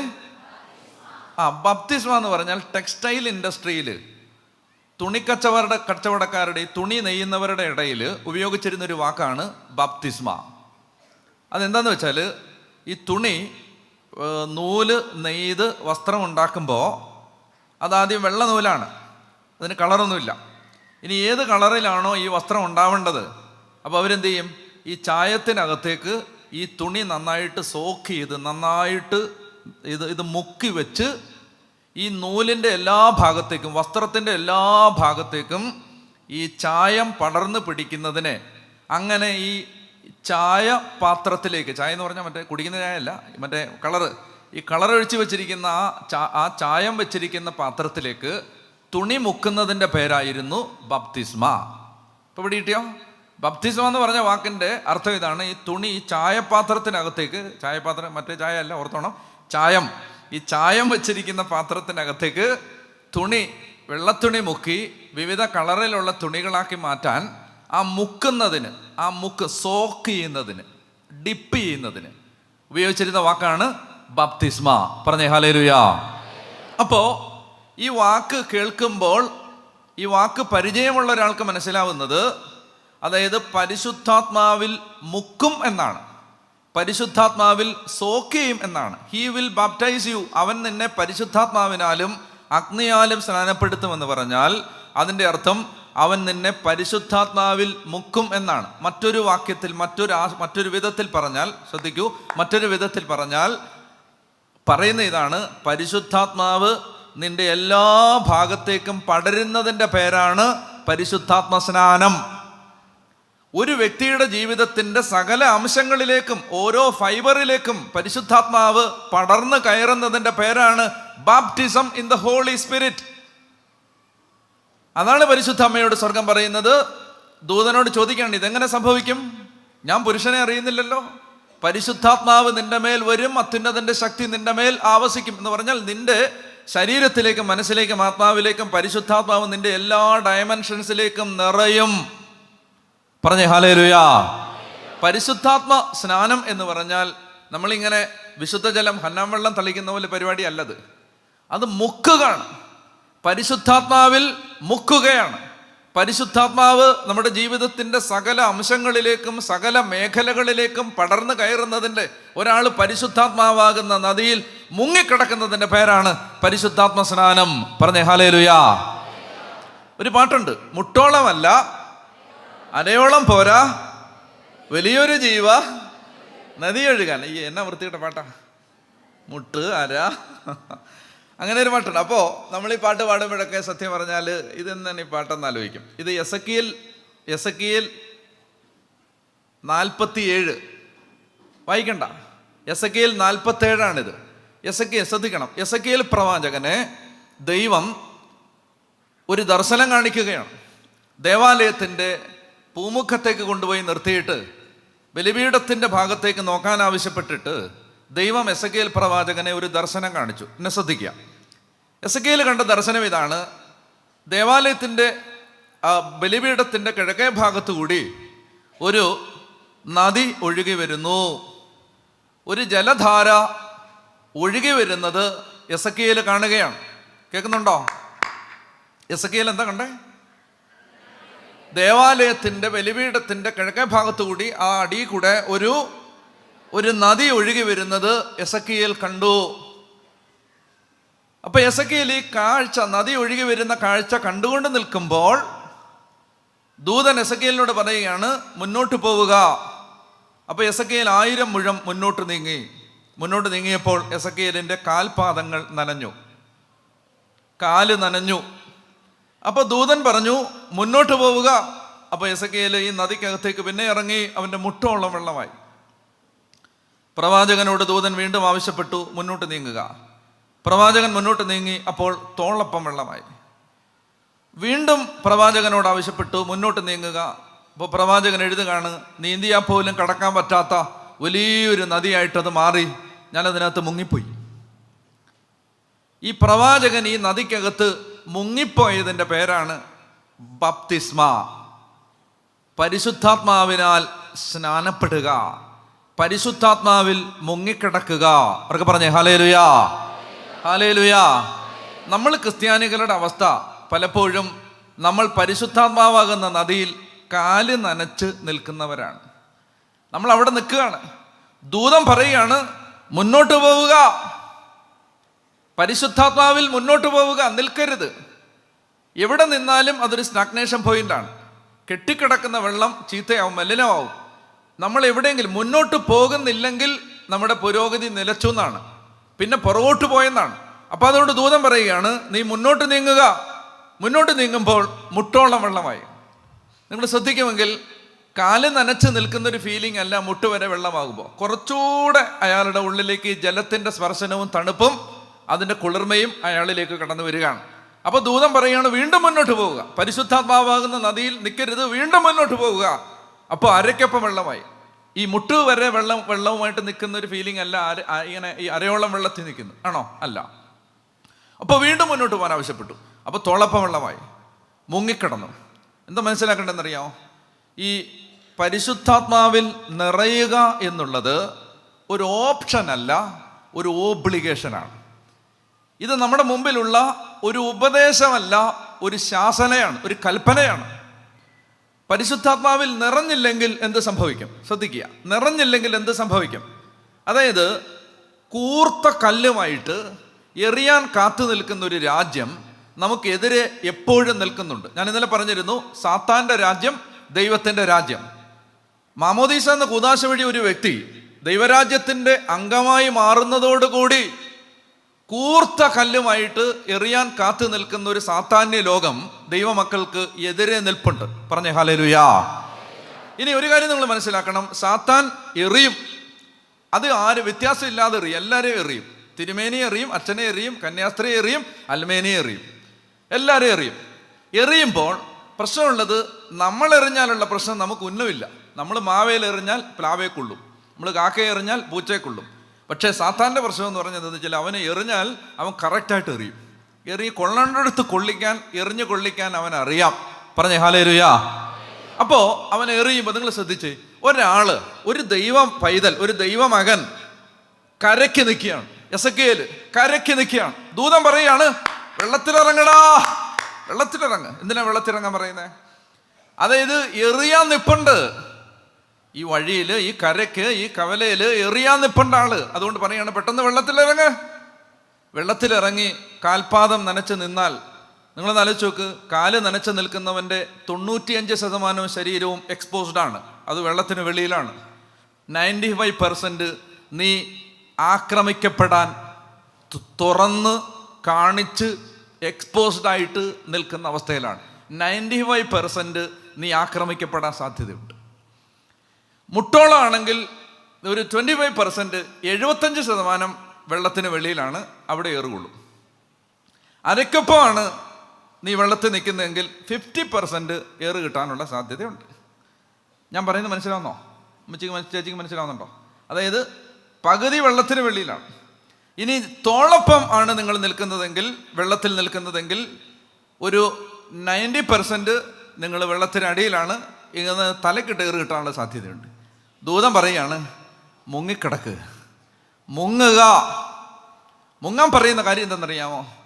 ഇവൻ എത്ര കൂർപ്പിച്ച മൂർച്ചയുള്ള, എത്ര മുറിവേൽപ്പിക്കാൻ സാധ്യതയുള്ള കല്ലും കൊണ്ടാണ് ഉന്നം തെറ്റാതെ എറിയുന്നതെങ്കിലും, ആത്മാവാകുന്ന നദിയിൽ ഒരാൾ മുങ്ങിക്കിടന്നാൽ ഈ കല്ല് വെള്ളത്തിൽ തട്ടി തെന്നി മാറുകയും വെള്ളത്തിൽ കിടക്കുന്നവനെ അത് സ്പർശിക്കാതെ പോവുകയും ചെയ്യും. ഏത് പൈശാചിക ആക്രമണത്തെയും പ്രതിരോധിക്കാനുള്ള ദൈവമകന്റെ സംരക്ഷണ കവചമാണ് പരിശുദ്ധാത്മ നദി. നിങ്ങൾക്ക് മനസ്സിലാവുന്നുണ്ടോ ഇത്? പറഞ്ഞേ ഹല്ലേലൂയ. അതേ പറയുന്നത് കർത്താവ് പറയും, യോഹന്നാൻ പറയുന്നത്, ഹി വിൽ ബാപ്റ്റൈസ് യു, അവൻ നിങ്ങളെ പരിശുദ്ധാത്മാവിൽ മുക്കും, നിങ്ങൾ ആത്മാവിൽ മുങ്ങിക്കിടക്കും. ഇത് ആർക്കാ ചെയ്തു തരാൻ പറ്റും? ഇത് ഈശോയ്ക്ക് മാത്രമേ ചെയ്തു തരാൻ പറ്റൂ. അതുകൊണ്ടാണ് യേശുവിനെ പരിചയപ്പെടുത്തിയ സമയത്ത് പറഞ്ഞു തരുന്നത്, അവൻ പരിശുദ്ധാത്മാവിനെ സ്നാനപ്പെടുത്തും. അതുകൊണ്ട് അടുത്തത് വായിക്കാം. മർക്കോസിന്റെ സുവിശേഷം 1-ാം അധ്യായത്തിൽ വീണ്ടും അടുത്ത സുവിശേഷത്തിൽ പറയുകയാണ്, യേശുവിനെ യോഹന്നാൻ പരിചയപ്പെടുത്തുകയാണ്. മർക്കോസിന്റെ സുവിശേഷം 1-ാമത്തെ അധ്യായം 8-ാമത്തെ വാക്യം വായിക്കാമോ? മാർക്ക് 1:8 വായിക്കേ. ഞാൻ നിങ്ങൾക്ക് ജലം കൊണ്ട് സ്നാനം നൽകി, അവനോ പരിശുദ്ധാത്മാവിനാൽ നിങ്ങൾക്ക് സ്നാനം നൽകും. ഓക്കെ, അടുത്തത് ലൂക്കാസ് സുവിശേഷത്തിൻ്റെ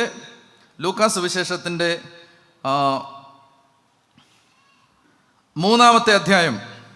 ലൂക്കാസ് സുവിശേഷത്തിൻ്റെ 3-ാം അധ്യായത്തിൻ്റെ 16-ാമത്തെ വാക്യം വായിച്ചേ. ലൂക്കാ 3:16 വായിക്കാവോ?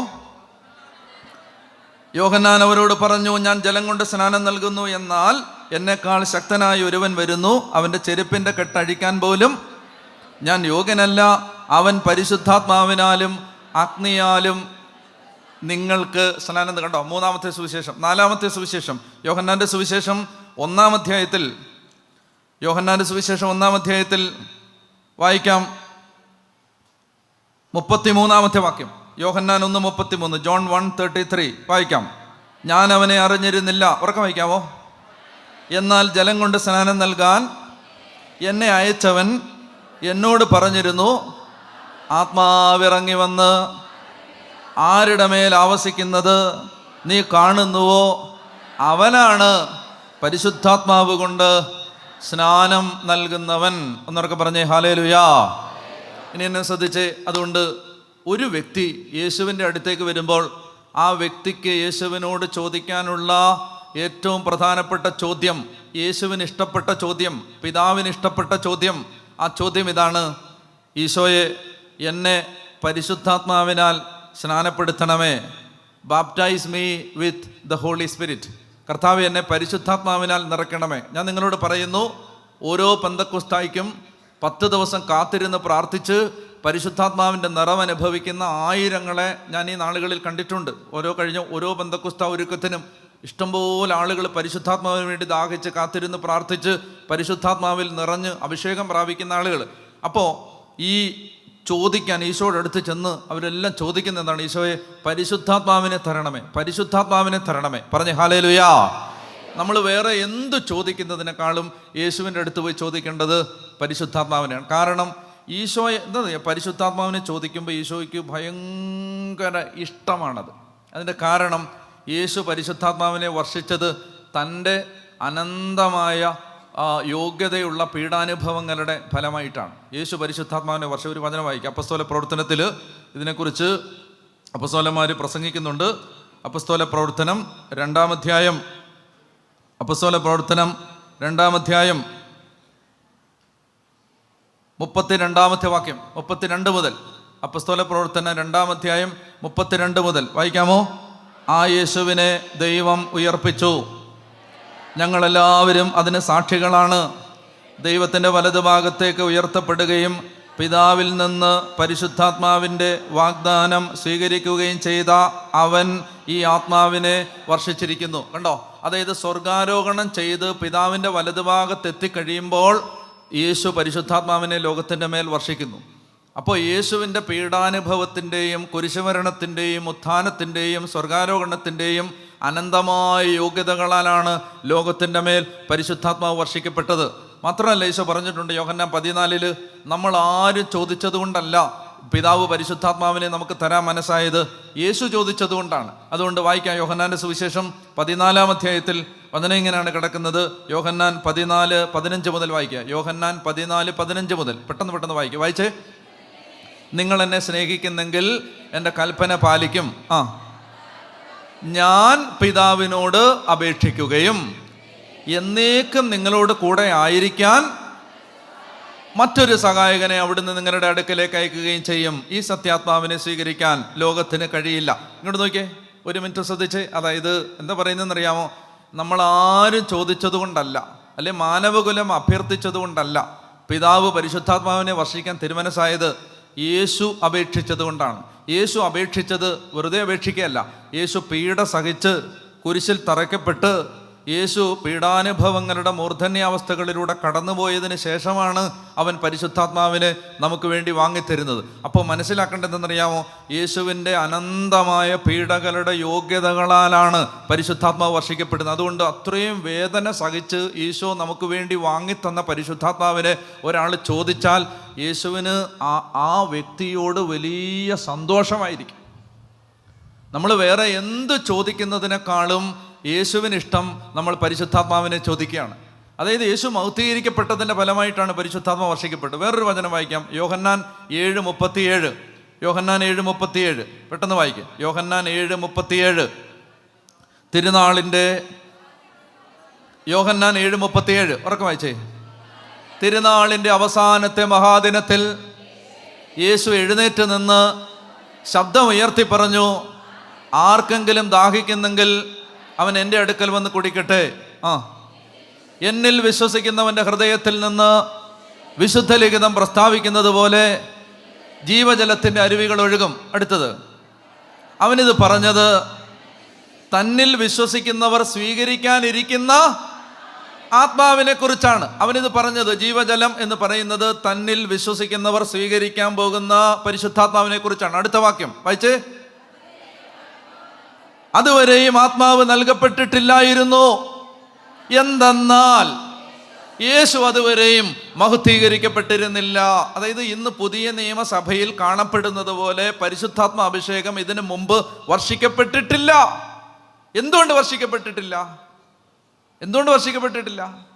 യേശു അതുവരെയും മഹത്വീകരിക്കപ്പെട്ടിരുന്നില്ല. യേശു പീഡ സഹിച്ച് അടക്കപ്പെട്ട് കുരിശിൽ മരിച്ച് അടക്കപ്പെട്ട് ഉയർത്തെഴുന്നേറ്റ് മഹത്വീകരിക്കപ്പെടുമ്പോഴാണ് പരിശുദ്ധാത്മ വർഷിക്കപ്പെടുന്നത്. മനസ്സിലാവുന്നുണ്ടോ? അതുകൊണ്ടുണ്ടല്ലോ ശ്രദ്ധിച്ച്, അതുകൊണ്ട് നമ്മൾ യേശുവിനോട് പോയി വീട് ചോദിക്കുന്നതിനേക്കാളും വണ്ടി ചോദിക്കുന്നതിനേക്കാളും സമ്പത്ത് ചോദിക്കുന്നതിനേക്കാളും എല്ലാം കർത്താവിന് ഇഷ്ടം പരിശുദ്ധാത്മാവിനെ ചോദിക്കുന്നതാണ്. ഇനി പരിശുദ്ധാത്മാവിനെ ചോദിച്ചു കഴിഞ്ഞാൽ പരിശുദ്ധാത്മാവിനെ ലഭിക്കുന്നതോടുകൂടി ബാക്കി എല്ലാം കിട്ടും. അങ്ങനെയാണ് അതിൻ്റെ പ്രോസസ്സ്. ഞാനൊരു ഉദാഹരണം ബൈബിളിൽ നിന്ന് കാണിച്ചു തരാം. സാമുവേലിൻ്റെ 1-ാം പുസ്തകം 10-ാം അധ്യായത്തിൽ, സാമുവേലിൻ്റെ 1-ാം പുസ്തകത്തിൻ്റെ 10-ാം അധ്യായത്തിൽ 9-10 അധ്യായങ്ങൾ ഒന്ന് തുറന്നു വെക്കാൻ ഞാൻ രാമുഖം പറഞ്ഞിട്ടത് വായിക്കാം.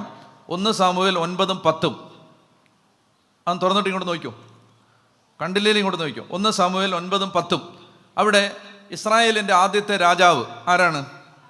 സാവൂളാണ്. ഈ സാവൂളിന് മുമ്പ് ഇസ്രായേലിനെ ഭരിച്ചുകൊണ്ടിരുന്നത് ആരാണ്? ന്യായാധിപന്മാരാണ്, ജഡ്ജസ്, ന്യായാധിപന്മാരാണ്. അവസാനത്തെ ന്യായാധിപനായിരുന്നു സാമുവേൽ. അപ്പോൾ സാമുവേൽ അവസാനത്തെ ന്യായാധിപനാണ്. അപ്പോൾ ഈ സാമുവേലിൻ്റെ കാലത്ത് ജനം സാമുവേലിൻ്റെ അടുത്ത് വന്നിട്ട് രാജാവിന് വേണ്ടി മുറവിളി കൂട്ടി. ജനം വന്നിട്ട് സാമുവേലിനോട് പറഞ്ഞു, ഞങ്ങൾക്ക് മറ്റ് ജനതകൾക്കുള്ളതുപോലെ രാജാവിനെ തരിക.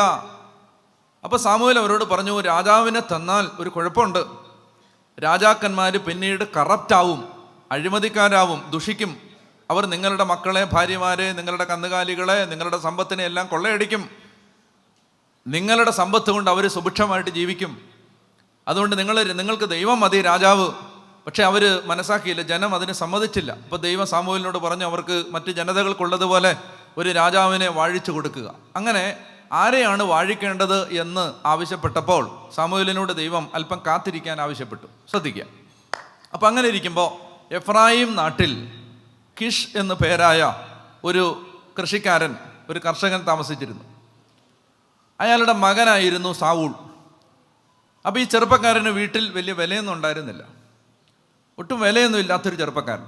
അവനെക്കുറിച്ച് പറയുന്നത് അവന് ഒരുപാട് പൊക്കം, പിന്നെ നീണ്ട മുടി, വളരെ സുന്ദരൻ, പക്ഷെ വീട്ടിലൊരു വിലയില്ല. അപ്പം അങ്ങനെ ഇരിക്കുന്ന സമയത്ത് ഈ കിഷിൻ്റെ കഴുതകളെ കാണാതെ പോയി. അപ്പം കഴുതകളെ കാണാതെ പോയപ്പോൾ ഈ ചെറുപ്പക്കാരനെ വിളിച്ചിട്ട് അപ്പം പറഞ്ഞു, കഴുതകളെ കാണാനില്ല, പോയി അന്വേഷിച്ചിട്ട് വേണ്ടാന്ന് പറഞ്ഞു. കഴുതയുടെ അത്രയും പോലും വില ഈ മകന് കൊടുക്കാത്തത് കൊണ്ടാണ് ഒരു വിലക്കാരനെ കൂട്ടി കഴുതത്തിരയ്ക്ക് വരാൻ പറഞ്ഞ് വീട്ടിൽ നിന്ന് പറഞ്ഞു വിട്ടു. അങ്ങനെ ഇവർ താഴ്വാരങ്ങളിലൂടെ എല്ലാം സഞ്ചരിച്ച് വിവിധ ദേശങ്ങളിലൂടെ എല്ലാം കഴുതത്തിരയ്ക്ക് പോയി കഴുത പോകാൻ സാധ്യതയുണ്ടെന്ന് വിചാരിച്ച സ്ഥലങ്ങളിലെല്ലാം പോയി അലഞ്ഞ് അന്വേഷിച്ച് മടുത്ത് കയ്യിലുണ്ടായിരുന്ന ഭക്ഷണവും തീർന്ന് തളർന്ന് ക്ഷീണിച്ച് വീട്ടിലൊന്നും അറിയിക്കാനും നിവൃത്തിയില്ല. അങ്ങനെ അവർ വിഷമിച്ചൊരു സ്ഥലത്ത് നിൽക്കുന്ന സമയത്ത് ഈ വേലക്കാരൻ സാവൂളിനോട് പറഞ്ഞു, ഈ നാട്ടിൽ ഒരു പ്രവാചകനുണ്ട്, ഒരു ദീർഘദർശി. ആ ദീർഘദർശിയോട് പോയി ചോദിച്ചാൽ കഴുതകളെ എവിടാണെന്ന് ചിലപ്പോൾ പറഞ്ഞു തരും. അങ്ങനെ വേലക്കാരൻ്റെ വാക്ക് കേട്ട് സാവൂള് മലമുകളിൽ സാമുവേൽ എന്ന പ്രവാചകനുണ്ടെന്ന് കേട്ടപ്പോൾ സാമുവേലിനെ കാണാൻ വേണ്ടി വേലക്കാരൻ്റെ കൂടെ മലമുകളിലേക്ക് പോകുമ്പോൾ കർത്താവ് സാമുവേലിന് പ്രത്യക്ഷനായിട്ട് അരുളി ചെയ്തു, ഇന്ന് നിന്നെ കാണാൻ ഒരാൾ വരും. കഴുതകളെ കാണാതെ പോയപ്പോൾ അപ്പൻ കഴുതകളെ അന്വേഷിച്ച് പറഞ്ഞയച്ച ഒരു ചെറുപ്പക്കാരൻ ഇന്ന് നിന്നെ കാണാൻ വരും. അവനെയാണ് ഞാൻ ഇസ്രായേലിൻ്റെ ആദ്യത്തെ രാജാവായി അഭിഷേകം ചെയ്യാൻ തിരഞ്ഞെടുക്കാൻ പോകുന്നത്. അതുകൊണ്ട് ഒരു പാത്രം ഒലിവെണ്ണ എടുത്ത് അവൻ്റെ തലയിലൊഴിച്ച് നീ അവനെ രാജാവായി അഭിഷേകം ചെയ്യണം.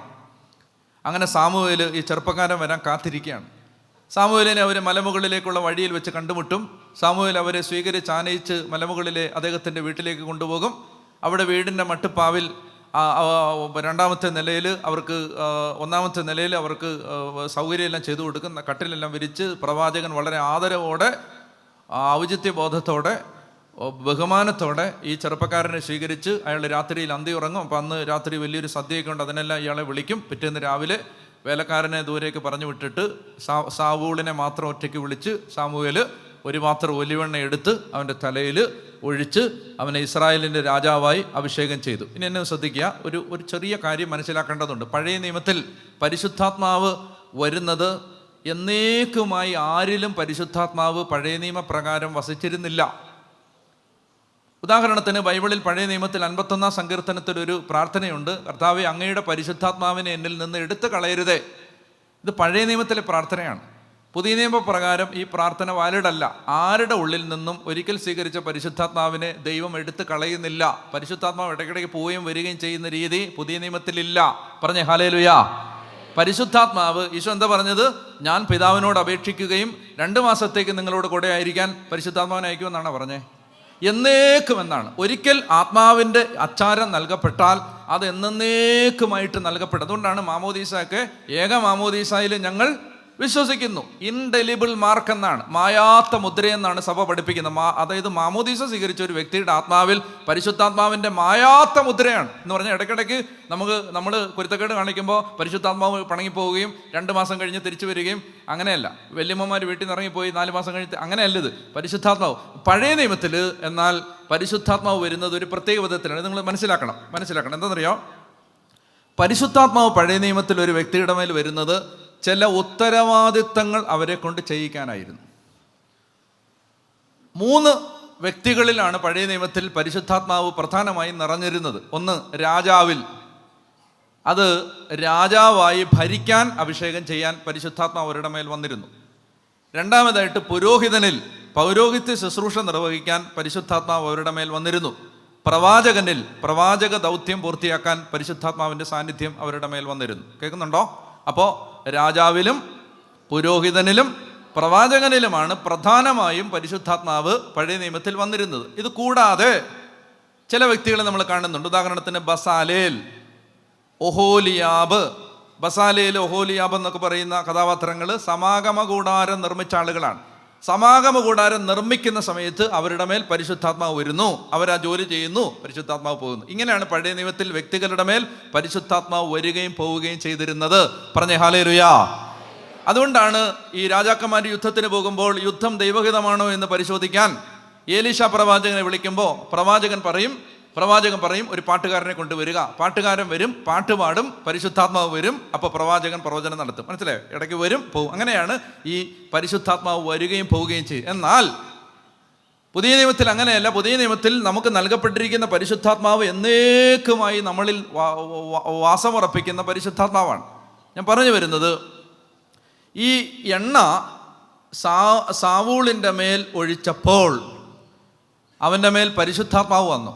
എന്തിനു വേണ്ടിയിട്ടാണ്? രാജകീയ ഉത്തരവാദിത്വം അയാളെ കൊണ്ട് നിർവഹിപ്പിക്കാനായി അയാളുടെ മേൽ പരിശുദ്ധാത്മാവ് ഇറങ്ങി വന്നു.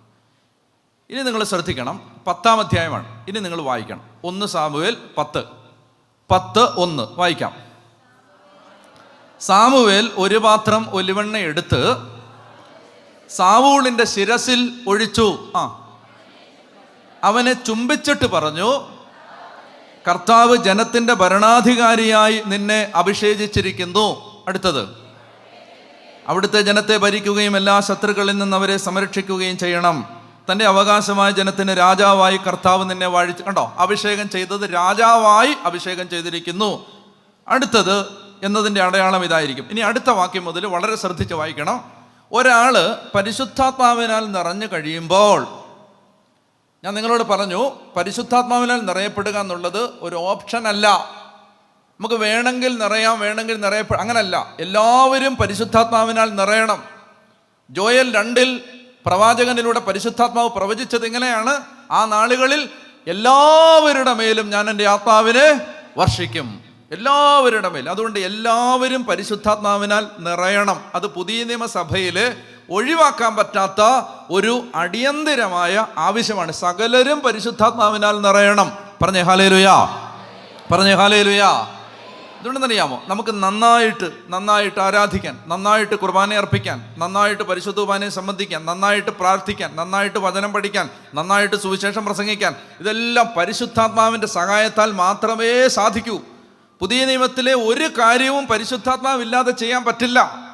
അതുകൊണ്ട് ദൈവസഭയിലെ അംഗങ്ങളായിരിക്കുന്ന ദൈവത്തിൻ്റെ മക്കൾ പരിശുദ്ധാത്മാവിനെ സകലരും നിറയണം. നമുക്കൊരു ധാരണയുണ്ട്, കുറച്ച് ആളുകൾക്ക് വേണ്ടി റിസർവ് ചെയ്തിരിക്കുന്ന എന്തോ ഒരു പ്രത്യേക ഗിഫ്റ്റാണ് പരിശുദ്ധാത്മാ. അല്ല, സകലരും പരിശുദ്ധാത്മാവിനാൽ നിറയണം. അപ്പം അങ്ങനെ നിറഞ്ഞു കഴിയുമ്പോൾ, കേൾക്കുന്നുണ്ടോ? അങ്ങനെ നിറഞ്ഞു കഴിയുമ്പോൾ എന്താ സംഭവിക്കുന്നത്? ഒരു 2-3-4 കാര്യങ്ങൾ ഇവിടെ നമുക്ക് പെട്ടെന്നൊന്ന് കാണാം. ഒന്നാമത്തെ കാര്യം എന്ന് പറയുന്നത്, പരിശുദ്ധാത്മാവിനാൽ നിറഞ്ഞു കഴിയുമ്പോൾ സാമുവേൽ പറയുകയാണ്, നീ എന്നെ വിട്ട് പോകുമ്പോൾ, വായിച്ചേ, നീ എന്നെ വിട്ട് പോകുമ്പോൾ. വാക്യം 2 വായിക്കാവോ? നീ എന്നെ വിട്ട് പോകുമ്പോൾ ബെഞ്ചമിൻ്റെ നാട്ടിലെ സെൽസാഹിൽ റാഹേലിൻ്റെ ശവകുടീരത്തിനരികെ 2 ആളുകളെ നീ കാണും. നിങ്ങൾ നോക്കിയേ, ഇങ്ങോട്ട് നോക്കിയേ. ഇതൊക്കെ ലിറ്ററലി സംഭവിക്കുന്ന കാര്യങ്ങളാണ്. എന്താണെന്നറിയോ? ഒരാൾ ആത്മാവിൽ നിറഞ്ഞു കഴിയുമ്പോൾ പിന്നെ അയാളുടെ ജീവിതത്തിലെ ഓരോ സ്റ്റെപ്പും സ്ക്രിപ്റ്റഡാണ്. ഓരോ സ്റ്റെപ്പും തിരക്കഥയിൽ എഴുതി വച്ചിട്ടുണ്ട്. പിന്നെ ആരാണ് നിയന്ത്രിക്കുന്നത്? പരിശുദ്ധാത്മാവ്. എല്ലാം സ്ക്രിപ്റ്റഡാണ്, എല്ലാം കറക്റ്റായിട്ട് എഴുതി വെച്ചിട്ടുണ്ട്. ഇന്നിങ്ങനെ ചെയ്യണം, ഇന്ന് ഇന്ന ആളെ കാണണം, ഇന്ന് ഇയാളോട് മിണ്ടണം, ഇന്ന് ഈ ആള് സഹായിക്കണം, ഇന്ന് ഈ ആളെ നീ സഹായിക്കണം. ഇതെല്ലാം എവറിത്തിങ് ഈസ് സ്ക്രിപ്റ്റഡ്. പറഞ്ഞേ ഹല്ലേലൂയാ. പറയാണ്, നീ ആത്മാവിൽ നിറഞ്ഞു എന്നതിൻ്റെ അടയാളം ഇതായിരിക്കും. നീ തിരിച്ചു പോകുമ്പോൾ 2 ആളുകളെ സെൽസാഗിൽ റാഹേലിന്റെ ശവകുടീരത്തിനരികെ വെച്ച് നീ 2 ആളുകളെ കാണും. കണ്ടോ, ഒരു പോയിന്റ്, ഒരു ലൊക്കേഷൻ പറഞ്ഞിട്ട് പറയാണ് അവിടെ വെച്ച് 2 പേരെ കാണും. അടുത്ത വാക്യം, നീ അന്വേഷിച്ച കഴുതകളെ കണ്ടുകിട്ടിയെന്നും അവയെക്കുറിച്ചല്ല എൻ്റെ മകനെന്ത് സംഭവിച്ചു എന്ന് ചോദിച്ച് നിന്നെക്കുറിച്ചാണ് നിന്റെ പിതാവ് ഉത്കണ്ഠാകുലനായിരിക്കുന്നതെന്നും അവർ നിന്നോട് പറയും. കണ്ടോ, ആത്മാവ് ഒരു വ്യക്തിയുടെ മേൽ നിറഞ്ഞു കഴിഞ്ഞപ്പോൾ അവൻ്റെ വീട്ടിലെ സ്ഥാനം മാറി, അവൻ്റെ പൊസിഷൻ മാറി. എടാ, കഴുതയല്ലെന്ന് എനിക്ക് വലുത്, എടാ നീയാന്ന് വലുത്, നീ വേഗം തിരിച്ചു വരാൻ. ഒന്നിനും കൊള്ളില്ല, നിന്നെ കൊണ്ട് ഉപകാരമില്ല, നീ ഒരു കഴുതയാണ്, നീ ഒരു ഗുണവുമില്ല, നീ ജനിച്ചപ്പം ഇവിടെ നന്മയുണ്ടായിട്ടില്ല, നീ ഒരു പോഴനാണ്, നീ ഒരു പോങ്ങനാണ് എന്ന് പറഞ്ഞ് നിന്നെ ഇങ്ങനെ തളർത്തിയിട്ടിരിക്കുന്ന ഒരു ജനതയുടെ നടുവിൽ ദൈവം നിന്റെ അന്തസ് മാറ്റും. ദൈവത്തിൻ്റെ ആത്മാവിനാൽ നിറയണം, ആത്മാവിനാൽ. പറഞ്ഞേ ഹല്ലേലൂയാ. മനസ്സിലാവുന്നുണ്ടോ? അതായത് പരിശുദ്ധാത്മാവ് ഒരു വ്യക്തിയെ മാറ്റുകയാണ്. അപ്പൊ പറയുകയാണ്, ഇനി കഴുതയല്ല വിഷയം, കഴുത പോയാലും വേണ്ടില്ല, നീ നിന്നെ കാണാഞ്ഞിട്ട് അപ്പന് ഭയങ്കര ഉത്കണ്ഠയാണ്, നീ തിരിച്ചു വരാൻ പറയാം. മറ്റേ നീ പോയി കഴുതയെ തിരക്കിയിട്ട് പാടാന്ന് പറഞ്ഞ് ചെറുക്കനെ പറഞ്ഞു വിട്ട് അപ്പനാണ്. ഇനിയിപ്പോൾ കഴുതയൊക്കെ കിട്ടി, എൻ്റെ മോനെ എവിടെയും ചോദിച്ചുകൊണ്ട് ഉത്കണ്ഠാകുലനായിരിക്കുകയാണ് എന്ന് പറഞ്ഞാൽ കർത്താവ് ആ മനുഷ്യൻ്റെ ജീവിതത്തിൻ്റെ നിലവാരം മാറ്റും, ആത്മാവിനാൽ ഒരു വ്യക്തി നിറയുമ്പോൾ. പറഞ്ഞേ ഹല്ലേലൂയാ. അടുത്ത വാക്യം വായിച്ചേ. അവിടെ നിന്ന് താബോറിലെ ഓക്ക് വൃക്ഷത്തിന് സമീപം എത്തുമ്പോൾ ബഥേലിൽ ദൈവത്തിന് ബലിയർപ്പിക്കാൻ പോകുന്ന 3 പേരെ നീ കണ്ടോ. 2 പേര് വന്നിട്ട് അങ്ങനെ പറയും. അത് കഴിയുമ്പോൾ ബഥേലിലെ ഓക്കുമരത്തിന് സമീപം എത്തുമ്പോൾ 3 പേര് ബലിയർപ്പിക്കാൻ പോകുന്നത് നീ കാണും. ബലിയർപ്പിക്കാൻ പോകുന്നു. ഇനി കുറച്ചുകൂടെ കഴിയുമ്പോൾ മലമുകളിൽ വെച്ച് നീ പ്രവാചകന്മാരുടെ കൂട്ടത്തെ, ബാൻഡ് ഓഫ് പ്രോഫറ്റ്സിനെ കാണും, പ്രവാചകന്മാരുടെ കൂട്ടത്തെ കാണും. എന്തെന്നറിയാമോ? കേൾക്കുന്നുണ്ടോ? ഹലോ, എന്തെന്നറിയാമോ? ഇന്നലെ വരെ ഇവൻ അന്വേഷിച്ചുകൊണ്ടിരുന്നതും കണ്ടുകൊണ്ടിരുന്നതും ഇവൻ്റെ ശ്രദ്ധയപ്പെട്ടിരുന്നതും എല്ലാം ഈ ലോകത്തിൻ്റെ കാര്യങ്ങളാണ്. കഴുത, കാള, പശു, ആടുമാടുകൾ, കൃഷി, ഗോതമ്പ്, ധാന്യവിളകൾ, മുന്തിരി, ഇതൊക്കെയാണ് ഇവൻ്റെ കണ്ണിൽ പെടുന്നത്.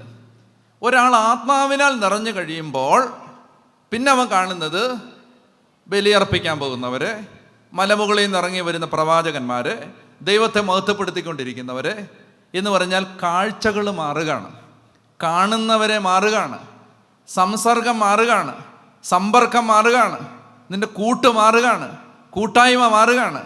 ഇന്നലെ ചീട്ടുകളി സംഘത്തിനോടൊപ്പം ഇരുന്നവൻ, ഇന്നലെ കളിഷാപ്പിലിരുന്നവൻ, ഇന്നലെ തെരുവിലിരുന്ന് പുലഭ്യം പറഞ്ഞുകൊണ്ട് നിന്നവൻ ഇന്ന് ആത്മീയമായി ഉയർന്ന സമ്പർക്കങ്ങളിലേക്ക് ഉയർത്തപ്പെടുകയാണ്. അവൻ്റെ കാഴ്ചയും കാഴ്ചപ്പാടുകളും മാറും ഒരാൾ ആത്മാവിൽ നിറയുമ്പോൾ. അപ്പൊ നിലവാരം, ഇന്നലെ വരെ തെറി പറഞ്ഞുകൊണ്ടിരുന്നവന് ഇന്ന് വായിൽ ദൈവവചനാണ് വരുന്നത്. ഇന്നലെ വരെ പുലഭ്യം കുറ്റം പറഞ്ഞുകൊണ്ടിരുന്നവന് ഇന്ന് ആത്മാക്കളെ കുറിച്ചുള്ള ഭാരമാണ്. അപ്പൊ നീ ബലിയർപ്പിക്കാൻ പോകുന്നവരെ കാണും. ഇനി അവരെന്താ ചെയ്യുന്നത്? അടുത്ത വാക്യം വായിച്ച്. ഒരുവൻ 3 ആട്ടിൻകുട്ടികളെ എടുത്തിരിക്കും, രണ്ടാമൻ 3 അപ്പവും മൂന്നാമൻ 1 തോൽക്കുടം വീഞ്ഞും. അടുത്ത വാക്യം. അവർ നിന്നെ അഭിവാദനം ചെയ്ത് 2 അപ്പം നിനക്ക് നൽകും, അത് നീ സ്വീകരിക്കണം എന്ന് പറഞ്ഞാൽ ഇവരുടെ കയ്യിൽ ഇപ്പം അപ്പം ഒന്നുമില്ല. പരിശുദ്ധാത്മാവ് നിറഞ്ഞ് വേലക്കാരനും സാവൂളും കൂടെ തിരിച്ചു മടങ്ങുമ്പോൾ താബോറിലെ ഒക്കുമരത്തിൻ്റെ സമീപം വെച്ച് 3 ആളുകളെതിരെ വന്ന് അതിലെ ഒരാൾ നിനക്ക് 2 അപ്പം തരും എന്ന് പറഞ്ഞാൽ നിന്റെ വിശപ്പടക്കാനുള്ളത് നീ പോകുന്ന വഴിക്ക് വെച്ച് തരാനുള്ള ആളെ ദൈവം വിടും. നിങ്ങൾക്ക് മനസ്സിലാവുന്നുണ്ടോ? അതായത് പരിശുദ്ധാത്മാവ് ഒരു വ്യക്തി, ഞാൻ ഇന്നലെ പരിപാലനം എന്താണെന്ന് പറഞ്ഞില്ലേ, 10 ലക്ഷം രൂപയുടെ ആവശ്യമുണ്ട് നിങ്ങൾക്ക്. 10 മാസം കൊണ്ടാണ് അത് വേണ്ടത്. 10 മാസത്തേക്ക് വേണ്ട 10 ലക്ഷം ഒറ്റയടിക്ക് ഒറ്റ ഇൻസ്റ്റാൾമെൻ്റായി തരുന്നതല്ല പരിപാലന. 10 ലക്ഷം രൂപ 10 പ്രാവശ്യമായിട്ട് ആവശ്യമുള്ളപ്പോൾ ആവശ്യമുള്ളതുപോലെ തരുന്നതാണ് പരിപാലന.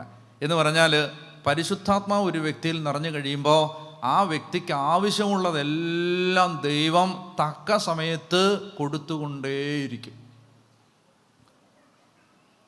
പ്രിയ സഹോദരി സഹോദരന്മാരെ, അതുകൊണ്ട് വേറൊന്നും ചോദിക്കുന്നതിന് മുൻപ് ഒരു വ്യക്തി പരിശുദ്ധാത്മാവിന് വേണ്ടി ചോദിക്കണം. ആത്മാവിന് വേണ്ടി പ്രാർത്ഥിച്ചുകൊണ്ടേയിരിക്കണം. ഈശോ എങ്ങനെ പറഞ്ഞത്? ചോദിക്കുവിൻ നിങ്ങൾക്ക്, അന്വേഷിക്കുവിൻ, മുട്ടുവിൻ. അത് ബൈബിളിലെ ശരിക്കും അതിൻ്റെ ശരിക്കുള്ള ഗ്രാമർ അനുസരിച്ച് ട്രാൻസ്ലേറ്റ് ചെയ്യേണ്ടത് ഇങ്ങനെയാണെന്നാണ് പണ്ഡിതന്മാർ പറയുന്നത്. ചോദിക്കുവിൻ എന്നല്ല, ചോദിച്ചുകൊണ്ടേയിരിക്കുവിൻ എന്നാണ്. Keep on asking. ചോദിച്ചുകൊണ്ടേയിരിക്കുവിൻ, അന്വേഷിച്ചുകൊണ്ടേയിരിക്കുവിൻ, മുട്ടിക്കൊണ്ടേയിരിക്കുവിൻ എന്നാണ് ദൈവത്തിൻ്റെ വചനം പറയുന്നത്. എടുക്കാൻ ലൂക്കാ സുവിശേഷത്തിലാണത്. അതൊന്ന് വായിക്കുന്നത്. അത് വായിക്കാൻ ലൂക്കാ സുവിശേഷത്തിലാണ്. ചോദിച്ചുകൊണ്ടേയിരിക്കുക, മുട്ടിക്കൊണ്ടേയിരിക്കുക, അന്വേഷിച്ചു. ലൂക്കാ 11 പെട്ടെന്ന് എടുത്തേ. ലൂക്കാ 11 വാക്യം 9. ലൂക്കാ 11:9 വേഗം വായിച്ചേ. ഞാൻ നിങ്ങളോട് പറയുന്നു. ചോദിക്കുവിൻ എന്നല്ല, ഇങ്ങനെ വായിക്കണം. ചോദിച്ചുകൊണ്ടേയിരിക്കുവിൻ, നിങ്ങൾക്ക് ലഭിക്കും. അന്വേഷിച്ചുകൊണ്ടേയിരിക്കുവിൻ, നിങ്ങൾ കണ്ടെത്തും. മുട്ടിക്കൊണ്ടേയിരിക്കുവിൻ, നിങ്ങൾക്ക് തുറന്നു കിട്ടും. അടുത്ത വാക്യം. എന്തെന്നാൽ ചോദിക്കുന്ന ഏവനും ലഭിക്കുന്നു, അന്വേഷിക്കുന്നവൻ കണ്ടെത്തുന്നു, മുട്ടുന്നവന് തുറന്നു കിട്ടുകയും ചെയ്യുന്നു. ഉറക്കെ വായിക്കാമോ? നിങ്ങളിൽ ഏത് പിതാവാണ് മകൻ മീൻ ചോദിച്ചാൽ പകരം പാമ്പിനെ കൊടുക്കുക? മുട്ട ചോദിച്ചാൽ പകരം തേളിനെ കൊടുക്കുക?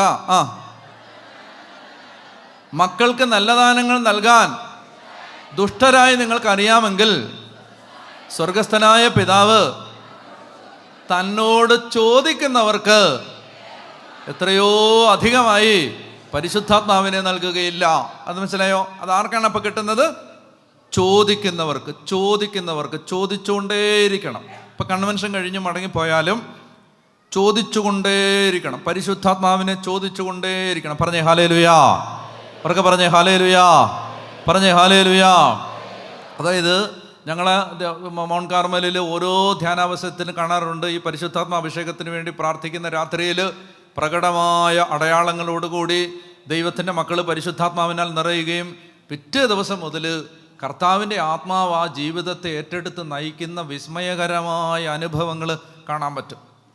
അതായത് ദൈവത്തിൻ്റെ ആത്മാവിൻ്റെ സ്പർശനം. ഇപ്പം ഇന്നലെ ഇന്നുമായിട്ട് അവിടെ കാഞ്ഞിരപ്പള്ളി അമൽ ജ്യോതി കോളേജിലെ ഒരു 250 ചെറുപ്പക്കാർ നമ്മുടെ ധ്യാനകേന്ദ്രത്തിൽ വന്ന് 2 ദിവസമായിട്ട് പ്രാർത്ഥിക്കുന്നുണ്ടായിരുന്നു.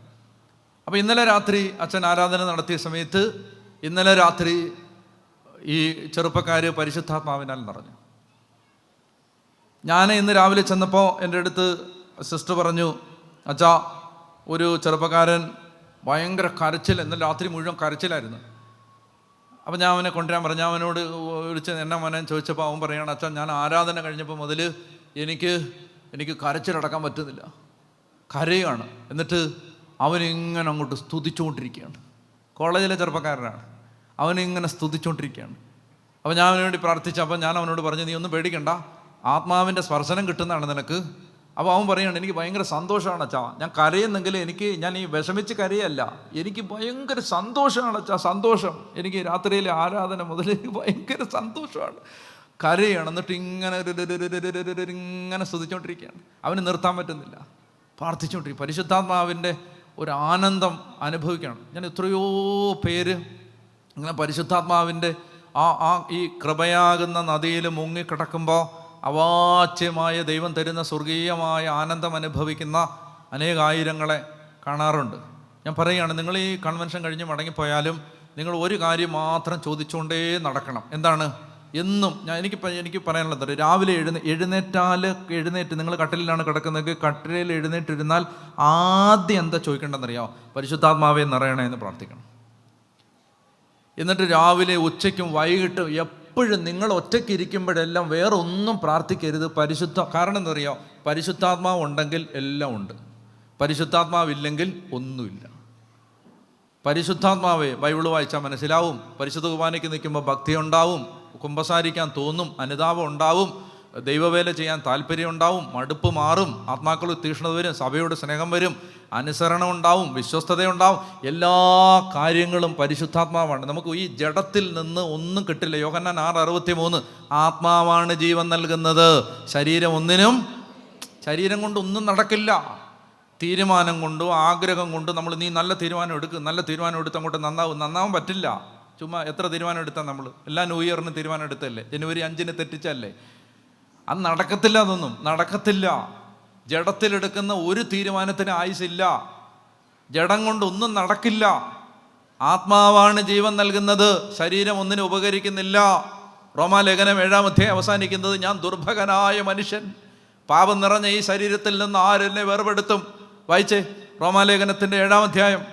പൗലോസ്ലീഹ ഈ ചോദ്യം ചോദിച്ചുകൊണ്ടാണ് റോമർ 7 അവസാനിപ്പിക്കുന്നത്. അതായത് എല്ലാ അർത്ഥത്തിലും തോൽപ്പിക്കപ്പെടുന്ന, പാപത്താൽ തോൽപ്പിക്കപ്പെടുന്ന, ജഡത്തിൽ പരാജയപ്പെടുന്ന ഒരു മനുഷ്യന്റെ ദീനരോധനങ്ങൾ 7-ാം അധ്യായത്തിൽ വിവരിച്ചിട്ട് അദ്ദേഹം ഇങ്ങനെ പറയും, അയ്യോ ഞാൻ ദുർഭകനായ മനുഷ്യൻ, മരണത്തിന് അധീനമായ ഈ ശരീരത്തിൽ നിന്ന് എന്നെ ആര് മോചിപ്പിക്കും?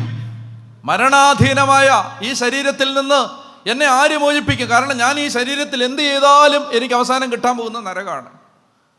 നല്ല കാര്യങ്ങൾ ചെയ്തു എന്ന് അവകാശപ്പെടുന്ന ഈ ജഡത്തിൽ എന്ത് നന്മ ചെയ്താലും അതെല്ലാം അവസാനം കൊണ്ടുവന്ന് തരാൻ പോകുന്നത് മരണമാണ്. വായിച്ചേ, അല്ലയോ ഞാൻ ദുർഭകനായ മനുഷ്യൻ, മരണത്തിന് അധീനമായ ഈ ശരീരത്തിൽ നിന്ന് എന്നെ ആര് മോചിപ്പിക്കും? അടുത്ത വാക്യം, നമ്മുടെ കർത്താവായ യേശുക്രിസ്തു വഴി ദൈവത്തിന് സ്തോത്രം. ആര് മോചിപ്പിക്കുമെന്ന് 7-ാം അധ്യായത്തിന്റെ അവസാനത്തിൽ ഒരു വലിയ ചോദ്യചിഹ്നം ഇട്ടിട്ട് 8-ാം അധ്യായമാണ് അതിന്റെ ഉത്തരം.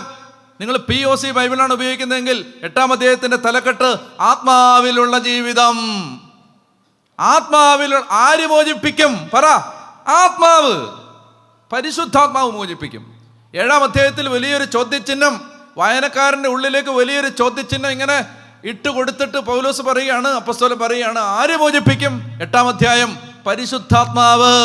ദൈവാത്മാവിനാൽ നയിക്കപ്പെടുന്നവരെല്ലാം ദൈവത്തിന്റെ പുത്രന്മാരാണ്. ജഡത്തിന്റെ പ്രേരണകളെ ആത്മാവിനാൽ നിഗനിക്കുന്നെങ്കിൽ നീ ജീവിക്കും.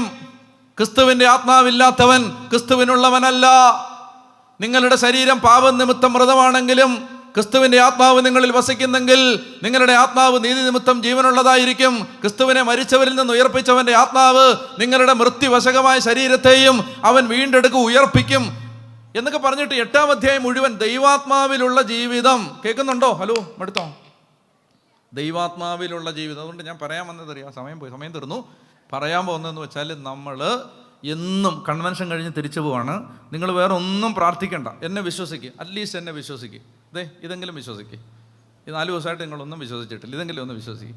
എന്താണെന്നറിയാമോ? ഒറ്റ കാര്യം, ഇനി പോകുമ്പോൾ അമ്മച്ചി ഒറ്റ കാര്യം പ്രാർത്ഥിക്കാവൂ. എന്താണെന്നറിയാമോ? എന്താ? പിള്ളേർക്ക് വേണ്ടി ഒന്നും അമ്മച്ചി പ്രാർത്ഥിക്കല്ലേ, വേറൊന്നും പ്രാർത്ഥിക്കരുത്. ഒറ്റ കാര്യം, പരിശുദ്ധാത്മാവേ എന്നിൽ നിറയണേ, പരിശുദ്ധാത്മാവേ നിറയണേ.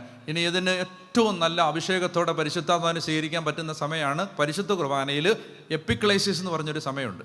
എപ്പിക്ലേസിസ്, ശുശ്രൂഷകൻ ഒരു പ്രാർത്ഥന ഇങ്ങനെ ചൊല്ലും, ബാറക്കുമോർ എൻ്റെ വാത്സല്യമുള്ളവരെ, ജീവനുള്ള പരിശുദ്ധ റൂഹ സ്വർഗമാകുന്ന ഉയരങ്ങളിൽ നിന്ന് പ്രതാപത്തോടെ ഇറങ്ങി സമർപ്പിതമായിരിക്കുന്ന ഈ ദിവ്യരഹസ്യങ്ങളുടെ മേൽ ആവസിക്കുന്ന ഈ സമയത്ത് എന്ന് പറഞ്ഞിട്ട് ഇങ്ങനെ പ്രാർത്ഥിക്കും. ഞാൻ ഖത്തറിൽ ഒരു മലങ്കര പള്ളിയിൽ തിരുവല്ലക്കാരനായ ഒരു സഹോദരൻ ഈ പ്രാർത്ഥന ചൊല്ലുമ്പോൾ അയാൾ ഈ ശുശ്രൂഷകൻ പള്ളിയിൽ ഇങ്ങനെ കുപ്പായൊക്കെ ഇട്ട് ആൾക്കാരെ നിൽക്കുന്ന ചേട്ടനാണ്. ഇത് ചൊല്ലുമ്പോൾ ഈ മനുഷ്യൻ ചൊല്ലി തീർക്കാൻ പറ്റാതെ കരയുന്ന കണ്ടിട്ടുണ്ട്. അതായത് ജീവനുള്ള പരിശുദ്ധാത്മാവ് സ്വർഗമാകുന്ന ഉയരങ്ങളിൽ നിന്ന് പ്രതാപത്തോടെ ഇറങ്ങി വരുന്നു എന്ന് പറയുമ്പോൾ ഹി മീൻസ് ഇറ്റ്. അയാൾക്ക് അത് വായിക്കുമ്പോൾ അയാൾക്ക് അറിയാം പരിശുദ്ധാത്മാവ് ഇറങ്ങി വരുന്ന കാര്യം പറയുന്നത്. നമുക്ക് ബോധമില്ലാതെ വായിക്കുകയും കേൾക്കുകയും ചെയ്യുന്നതുകൊണ്ട് നമ്മൾ അറിയുന്നില്ലെന്നേ ഉള്ളൂ. ഈ പരിശുദ്ധാത്മാവ് ഇറങ്ങി വന്ന് ദിവ്യരഹസ്യങ്ങളുടെ മേൽ ആവസിക്കുന്ന ഈ സമയം ശരിക്കും പറഞ്ഞുണ്ടല്ലോ, ഭയങ്കര അനോയിൻറ്റിങ്ങിൻ്റെ സമയമാണത്. ഭയങ്കര ആത്മാവിൽ നിറയാൻ ഇതിനേക്കാൾ ബെസ്റ്റായ ഒരു സമയം നമ്മുടെ ആരാധനയിൽ ഇല്ല. ഇതാണ് ബെസ്റ്റ് ടൈം. പരിശുദ്ധാത്മാവ് ആ സമയത്ത് ഇങ്ങനെ ഹൃദയം നൊന്ത് പരിശുദ്ധാത്മാവെ അപ്പത്തിലും വീഞ്ഞിലും ഇറങ്ങി വന്ന് യേശുവിൻ്റെ ശരീരരക്തങ്ങളാക്കി മാറ്റമില്ലാത്ത ദൈവത്തിൻ്റെ വചനത്തിൻ്റെ ശക്തി ഇറങ്ങി ഇപ്പോൾ ഇതാ ഈ ശരീരരക്തങ്ങളാക്കി രൂപാന്തരപ്പെടുത്തുന്ന സമയത്ത് ഈ പാപിയുടെ മേലും പരിശുദ്ധാത്മാവെ നിറയണേ എന്ന് പ്രാർത്ഥിച്ചാൽ സകല മനുഷ്യരും പരിശുദ്ധാത്മാവിനാ നിറയും. എല്ലാ ദിവസവും പ്രാർത്ഥിക്കണം. പ്രാർത്ഥിക്കുമോ? എന്നും പ്രാർത്ഥിക്കും. എന്താ പ്രാർത്ഥിക്കും? കിടക്കപ്പായെന്ന് എഴുന്നേറ്റ ഉടനെ എന്താ പ്രാർത്ഥിക്കണ്ടേ? പല്ല് വെച്ചുകൊണ്ടിരിക്കുമ്പോൾ എന്താ പ്രാർത്ഥിക്കണ്ടേ? പരിശുദ്ധാത്മാവേ. നിങ്ങൾ നോക്കിയോ, നിങ്ങൾ ശരിക്കും പറഞ്ഞ് എന്താണ് ദൈവം എന്ന് ശരിക്കും അറിയും. ഞാൻ പറയും, എനിക്ക് പറഞ്ഞു തരാനൊന്നും അറിഞ്ഞുകൂടാ, പക്ഷേ ഇതറിയാം, പരിശുദ്ധാത്മാവ് വന്നാൽ മൊത്തം മാറും. ജീവിതത്തിൻ്റെ സകല മേഖലകളും മാറും എന്ന് പറഞ്ഞാൽ നമ്മൾ പിന്നെ ഒരു വല്ലാത്തൊരു ആനന്ദത്തിൻ്റെ ജീവിതമാണ്. പിന്നെ മടുപ്പില്ല, ക്ഷീണമില്ല, തളർച്ചയില്ല, പിന്നെ പരാതിയില്ല, പിന്നെ ഒന്നുമില്ല. പിന്നെ എന്താ, നമുക്ക് കർത്താവിൻ്റെ ഇഷ്ടം നിറവേറ്റാനുള്ള ആഗ്രഹം, എല്ലാ സഹനങ്ങളിലും വലിയ പ്രത്യാശ, എന്ത് പ്രതിസന്ധി വന്നാലും വലിയവനായ ദൈവം കൂടെയുണ്ടെന്നുള്ള ബോധ്യം, ഇങ്ങനെ ദൈവം നമ്മളെ ശക്തിപ്പെടുത്തും. അപ്പോൾ അതുകൊണ്ട് എന്താണ്, പല്ല് വെച്ചുകൊണ്ടിരിക്കുമ്പോൾ എന്ത് പ്രാർത്ഥിക്കണം? കുറച്ചുകൂടെ നല്ല പേസ്റ്റ് ഇനി വാങ്ങിക്കണമെന്ന് ചിന്തിക്കണം. അല്ല, അങ്ങനല്ല. അത് എന്ത് പ്രാർത്ഥിക്കണം? പരിശുദ്ധാത്മാവേ നിറയണം. കുളിക്കുന്ന സമയത്ത് പരിശുദ്ധാത്മാവേ നിറയണമേ. അത് പിന്നെ എല്ലാം ചെയ്യുമ്പോൾ പരിശുദ്ധാത്മാവ് നിറയാൻ പ്രാർത്ഥിക്കണം. ഭക്ഷണം പാചകം ചെയ്യുന്ന സമയത്തൊക്കെ പരിശുദ്ധാത്മാവ് നിറയാൻ പ്രാർത്ഥിക്കണം. അങ്ങനെ പ്രാർത്ഥിച്ചാൽ നമ്മൾ ഒരിക്കലും വാക്കുകൾക്ക് വിവരിക്കാൻ പറ്റാത്തൊരു അഭിഷേകം നമ്മുടെ മേൽ വ്യാപരിക്കും. അപ്പം ദൈവത്തിന് ഞാൻ നന്ദി പറയുന്നു. നിങ്ങളെ 5 ദിവസങ്ങളിൽ അസാധാരണമായ ശ്രദ്ധയാണ് ദൈവവചനത്തിന് തന്നത്. ദൈവത്തിൻ്റെ മഹത്വം. കർത്താവ് നിങ്ങളെ അനുഗ്രഹിക്കട്ടെ എന്ന് ഞാൻ പ്രാർത്ഥിക്കുന്നു. കരങ്ങളടിച്ച് ദൈവത്തിൻ്റെ മഹത്വം കൊടുത്തേ. ഹല്ലേലൂയ.